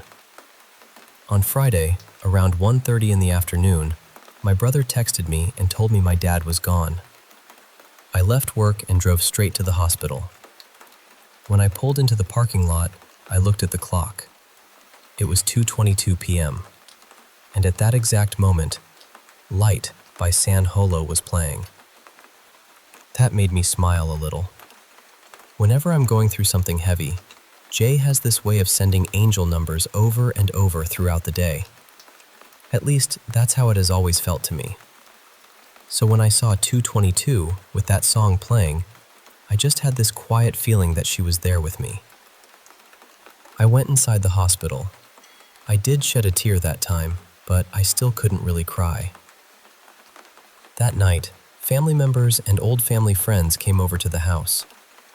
Everyone was talking, telling stories, remembering my dad in their own way. But I wasn't part of it. I sat alone near the end of the kitchen table, pretending to focus on work. Really, I just didn't know how to join in. Everyone else seemed to have memories they wanted to share, but all I could think about was how badly he had treated me. So I stayed in my little corner, quiet and separate from everyone else. After about an hour, the house phone rang. And that was strange all by itself because that phone never rings. We barely even know the number. My dad had bought it at a yard sale because he thought it was funny. It was shaped like Bugs Bunny. The landline only existed because it came with our internet package, not because we ever used it. My nephew happened to be sitting closest to it, so he picked it up, looking confused, probably because it was literally a Bugs Bunny phone.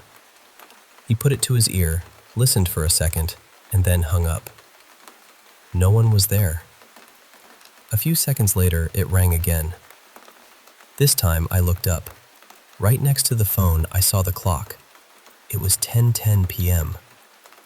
Jay's birthday was October 10th, and ever since she passed, 10:10 has shown up during some of the hardest parts of my life. So I stood up, walked over to my nephew, took the phone gently and said, "It's 10:10. This is my friend. She just wants me to know she's here." Then I hung up. The phone didn't ring again. Everyone in the room went quiet at first. Then people started saying they had goosebumps. About 15 minutes later, everyone slowly headed home. Life is strange. Grief is strange. Love is strange too, especially when it comes from places we can't explain. But I think this is what I needed to remember that night. Every day we give completely to sadness is a day of happiness we don't get back.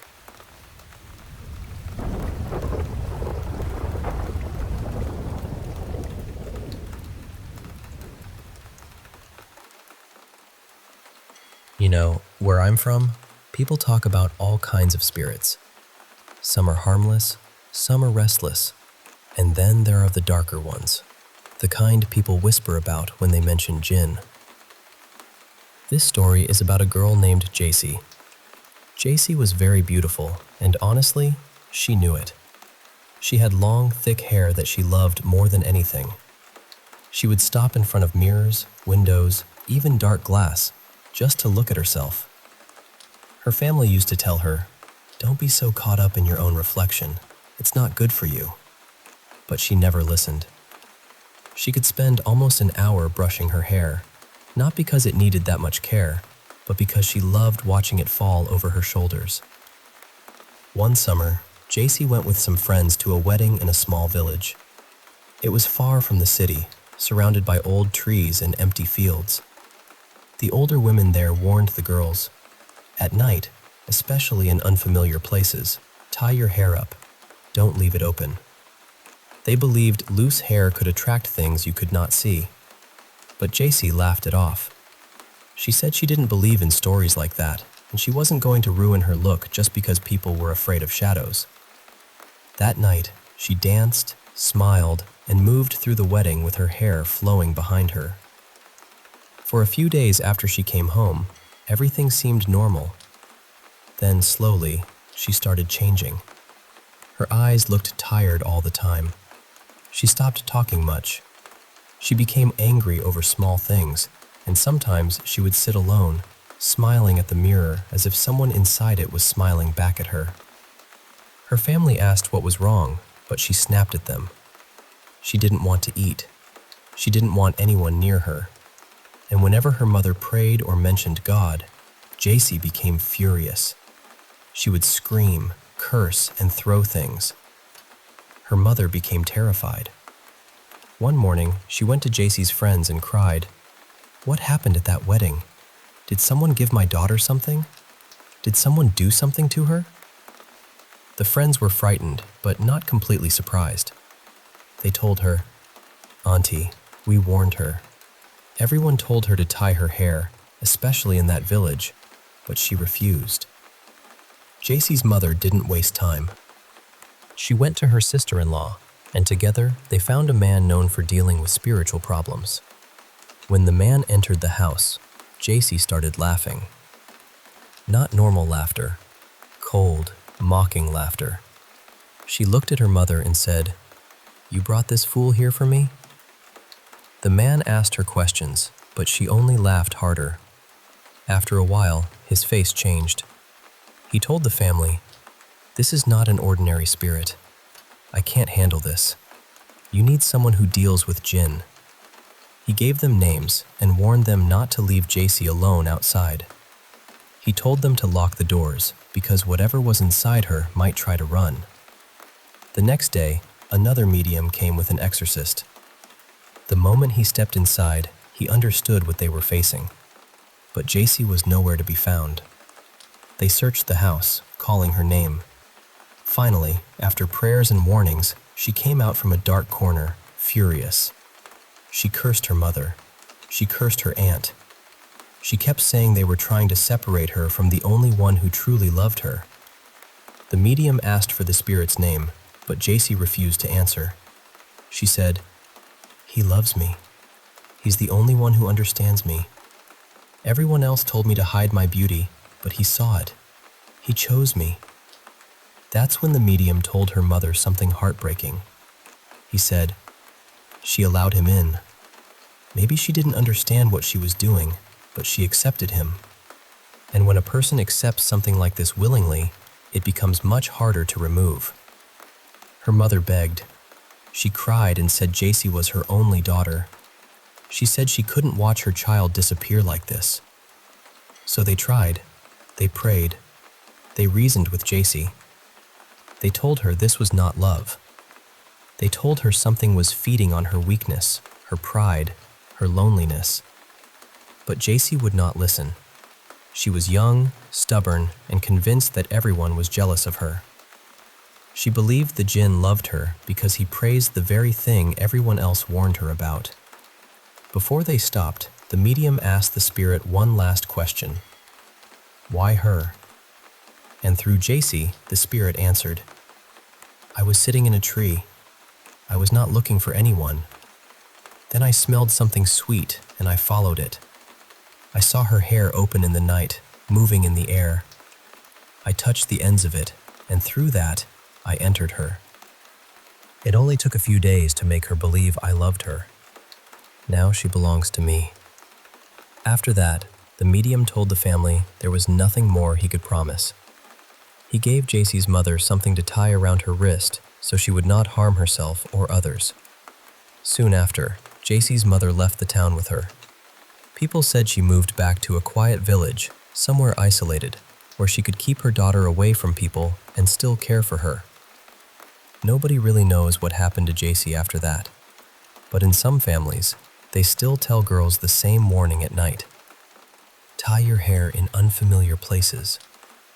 Not because every story is true, but because some doors should never be opened just to prove they aren't there.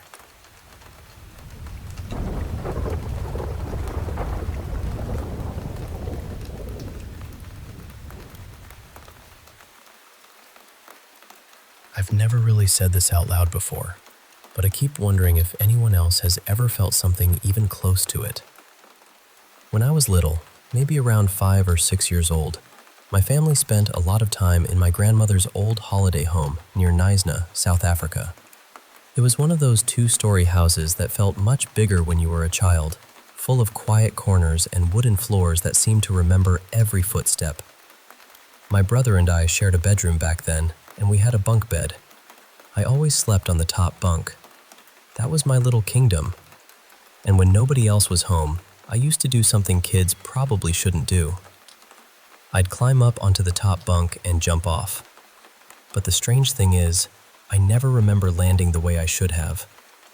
Instead of dropping straight to the floor, it felt like something caught me. I couldn't see anything there.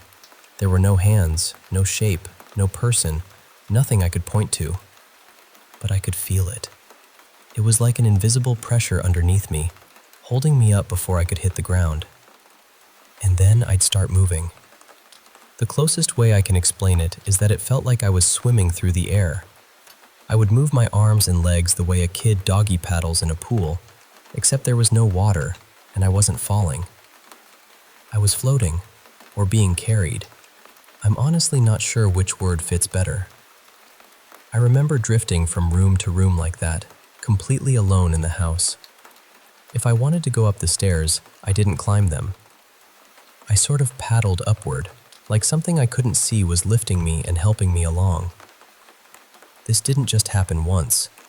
It happened a number of times over a few years, but only when I was by myself.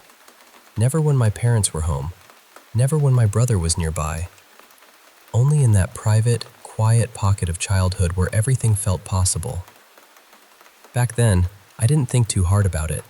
I was just a kid, and kids accept strange things more easily than adults do. But now, looking back, I can't explain it at all. It doesn't feel like a dream to me. It doesn't feel like something I imagined either. The memory is too physical. I remember the feeling of being held up. I remember the motion. I remember the air around me.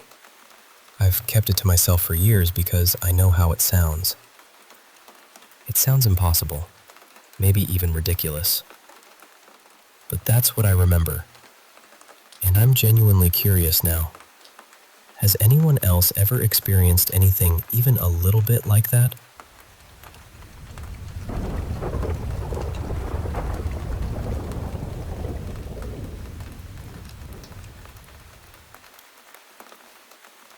It happened sometime in 2022, in the basement of the admin building at Cebu Normal University. There was a contractor assigned to do electrical repairs and maintenance around the campus. 2 of their workers were scheduled to do some wiring work in the basement, and I was the one who usually opened the area for them. I told them, on weekdays I'll open this before 8 in the morning. After that, I'll go back to the office. If you need me to lock it up, just let me know. I usually leave around 5 p.m. They agreed, and that became our routine for the next few weeks. Everything went smoothly at first. Then one afternoon, a little before 5, I went down to check on them. I saw one of the workers there, a guy named Marco, and I casually asked, "Boss, how's everything going down here?"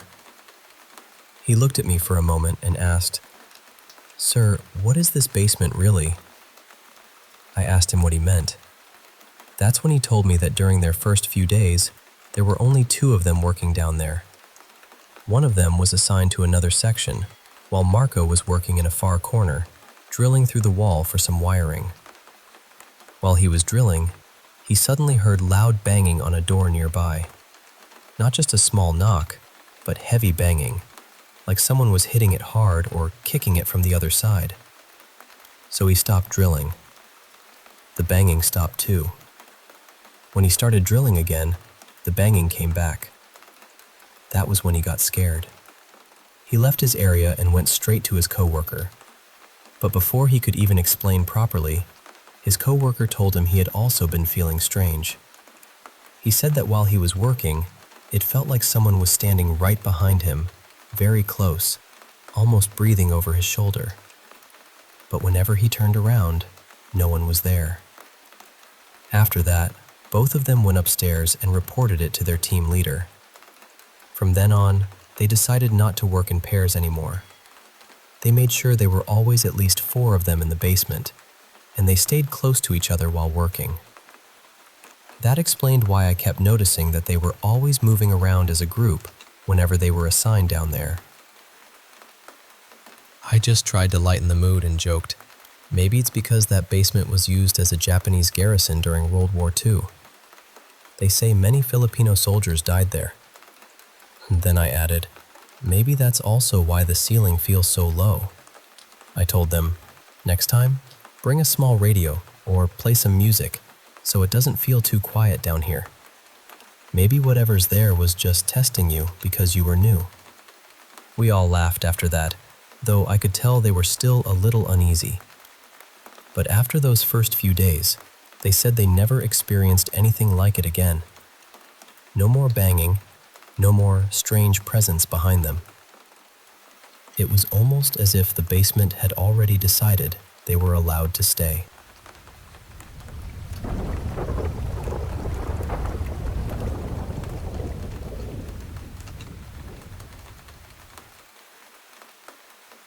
So this happened a couple nights ago, and honestly, I'm still trying to make sense of it. Me, my girlfriend, and a few friends were out late, and after being hungry for way too long, we finally decided to grab pizza. Nothing special, just one of those late-night food missions where everybody's tired, hungry, and half laughing at everything. After we picked it up, one of my friends, Kale, said we should go eat at this park nearby. And this park is pretty hidden. Like the kind of place where you don't expect anyone to be at night unless they're sleeping there or passing through. It's quiet, tucked away, and honestly, already has kind of a weird feeling once the sun goes down. When we pulled in, there were barely any cars around. I remember seeing an older man and woman slowly driving around, and I think they were looking for their missing dog or something. Other than that, it felt empty. There are two playgrounds there. One is newer, smaller, and fenced off. The other one is older, bigger, and has been there forever. We went to the newer one because it felt a little safer, I guess. At first, everyone was nervous, especially my girlfriend. She really didn't want to be there. But after a while, people relaxed. We were eating, joking around, messing with the playground equipment. I was on this spinning thing, getting swung around, and for a little while it actually felt normal. Then we started hearing noises. At first, it was easy to brush off. You know, trees moving, wind, maybe someone far away. But then it started changing. It sounded like humming. Then it sounded more like singing. And the second I really heard it, my whole body reacted before my brain did. I got this heavy, awful feeling in my stomach. Like dread. Not just being scared, but that deeper feeling where something in you says, leave. Now. Kale heard it too. He got quiet in a way that made everybody else quiet. For context, we live in Hawaii. Most of us in the group, including me, were born and raised here, and we grew up hearing about certain things you don't mess with. One of those things is the night marchers. They're said to be spirits of old Hawaiian warriors who still move through certain places at night. People here take that seriously. It's not just some spooky campfire story to us. So when you're in a dark, empty park and you start hearing strange singing from somewhere you can't see, nobody wants to stick around and find out. We all decided to leave immediately. Everyone was freaked out. My friend got in the driver's seat, backed the car up, and we started pulling out of the lot. People were talking fast, trying to explain it, trying to laugh it off, but nobody actually sounded calm. Then, as we were driving away, I looked toward the older playground. It was maybe 15 yards from the newer one, close enough to see clearly because part of it was lit. And standing there, in the light, was this black figure. Not a person in dark clothes, not somebody walking through a shadow.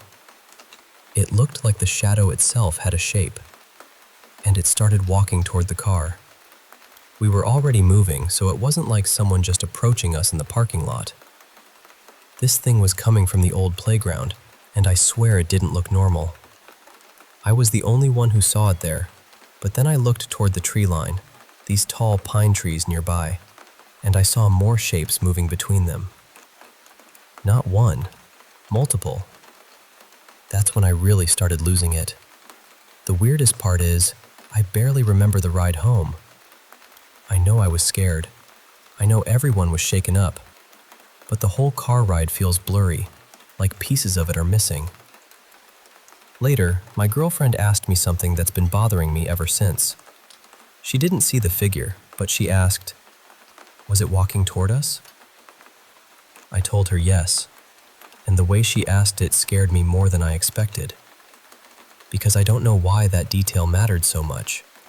I mean, obviously something walking toward you is worse than something just standing there. But it felt like she knew there was a difference. Since that night, every time I dream, I see the same shadow figure from the playground. The one that was walking toward the car.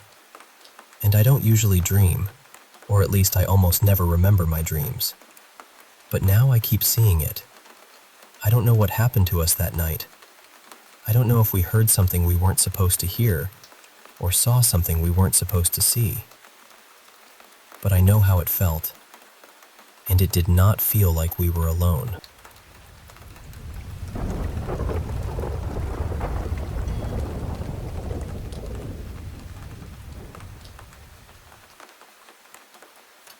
I'll be honest with you.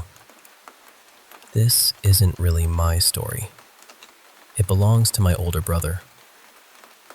It started in Ireland back in 1966, not long before everything in the north began to feel heavier. My two brothers, I'll call them Gavin and Evan, were only teenagers then, and for reasons only teenage boys understand, they decided they were going to cycle from Belfast all the way down to our aunt's place near Dundalk. That is not a small spin on a bicycle, let me tell you. They packed what little they had, set off full of confidence, and made their way along those old roads, stopping here and there to ask for directions. Sometimes people gave them water, sometimes milk. Once or twice, if they were lucky, they got a sandwich wrapped up for the road. Anyway, at one point, it was Gavin's turn to go and ask where they were. They had come across this long, lonely driveway, half hidden between tall hedges and a crumbling stone wall. The path was full of ruts and weeds, like no car had gone up there in years. Evan stayed back with the bikes, and Gavin started walking. He told me later that the driveway curved under these heavy old trees, the branches hanging low enough to brush his shoulders. Then, after a minute or two, the farmhouse appeared. It was exactly the kind of old Irish cottage you'd picture in your head. Whitewashed stone walls, flaking and gray in places, a sagging thatched roof, a big barn standing nearby, dark at the mouth, like it was holding its breath. And then the cats came out. Not one or two, not even 10. Dozens at first, then more and more, pouring from the barn like water from a broken barrel. Black cats, ginger cats, gray ones, skinny ones, fat ones, kittens, old toms with torn ears. They filled the yard, crying and winding around his legs as he tried to get to the front door. He said he remembered thinking, very clearly, what in God's name is going on with all these cats? He knocked. Nothing. He waited, then knocked again, harder this time. Still nothing. So he went over to the window, pushing through all those cats as they pressed around him, meowing and staring. And when he looked inside, he saw something he never forgot. There were cats in the house too. Scores of them. Maybe 40, maybe more. All gathered in a circle around a dark hole in the floorboards. They were staring down into it. Then, all at once, every single one of them turned and looked up at him. Gavin ran. He told me he had never moved so fast in his life. He tore back down that driveway with cats yowling behind him, some darting after him through the weeds. He was shouting for Evan to come and look, but Evan was already halfway down the road on his bicycle, pedaling like the devil himself had asked for a race. Weeks later, when they made it back to Belfast, Gavin told our grandmother what he'd seen. She went quiet. Then she told him he'd found the house of cats. Some people, she said, called it Whispering Ash Farm. It wasn't always there. It only appeared once every 50 years, tucked away down some forgotten road, waiting for the wrong person to come knocking. And that's the story as it was told to me. My brother's story. Though I'll tell you this much. If I ever see a long, empty driveway, an old barn, and even one cat watching me from the shadows, I'll keep cycling.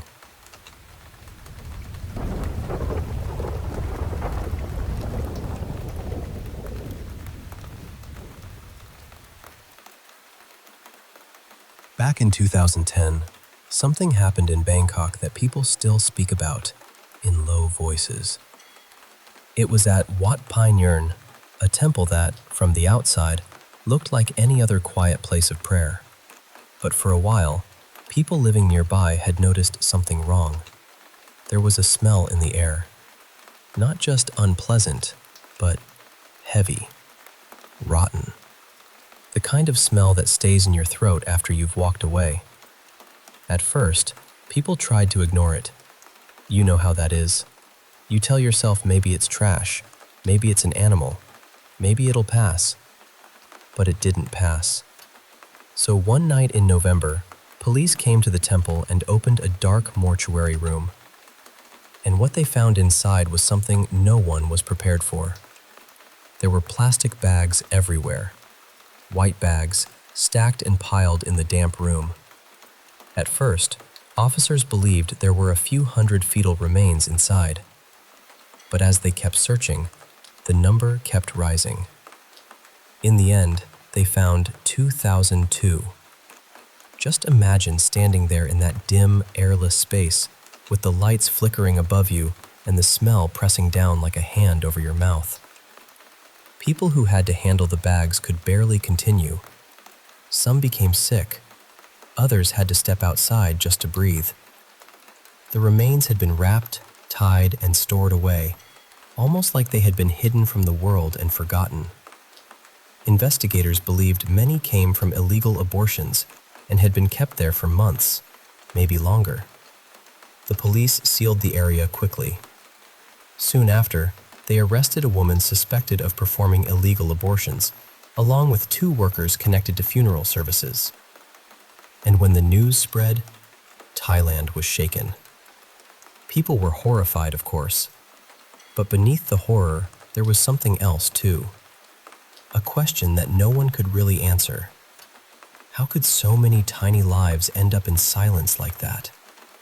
And then, as often happens when reality is too painful to hold by itself, folklore began to gather around the story. In Thai belief, the spirits of babies and unborn children are not always thought of as gone. Some people believe they remain close to this world. Some may become protective spirits. Others may become restless, especially if they were never honored, named, or prayed for. People began talking about kumantong, spirit children believed by some to bring protection or fortune to those who care for them properly. Others mentioned luktep dolls, which carry a softer, more modern idea of childlike spirits bringing blessings. But not every story was comforting. Some people said that if these spirits were neglected, they could become sorrowful, or angry, or lost. After the discovery at Wat Pai Ngern, rumors began to move through the city like smoke. Some said that in the nights before the police arrived, they heard babies crying near the temple. Not ordinary crying either. They described it as thin, distant, and aching, drifting from the dark corners of the grounds. Others claimed they saw small shapes near the mortuary, just for a second, then gone. Visitors whispered about shadows moving where no one was standing. Online, people shared dreams of wandering through abandoned temple halls, hearing infants crying somewhere nearby, but never being able to find them. Were those things real? Maybe some people truly believed they heard something. Maybe grief and fear made the mind reach for shapes in the dark. But either way, the stories spread. And then the darker legends came. There were rumors that some people tried to use fetal spirits in forbidden rituals, hoping for luck, wealth, or protection. People told stories about strange talismans, quiet rooms, and offerings left in hidden places. Others spoke of travelers staying in remote guest houses and hearing tiny footsteps outside their doors at night, or soft laughter echoing down empty corridors.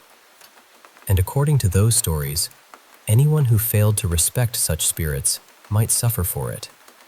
Sleepless nights, nightmares, a feeling of being watched, a child's cry in the room when no child was there.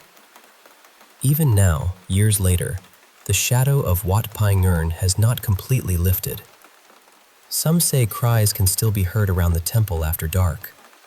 Some ghost hunters claim their recordings captured faint murmurs in empty spaces. Others speak of flickering lights, sudden chills, or dreams where unnamed children appear, asking for prayers.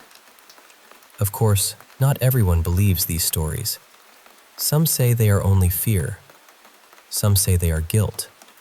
Some say they are the mind's way of trying to give voices to those who never had one. But maybe that is why this story has stayed with people for so long. Because it is not only about a terrible discovery inside a temple room. It is about what happens when something hidden is finally brought into the light. It is about sorrow, belief, and the uncomfortable feeling that some silences are not empty at all.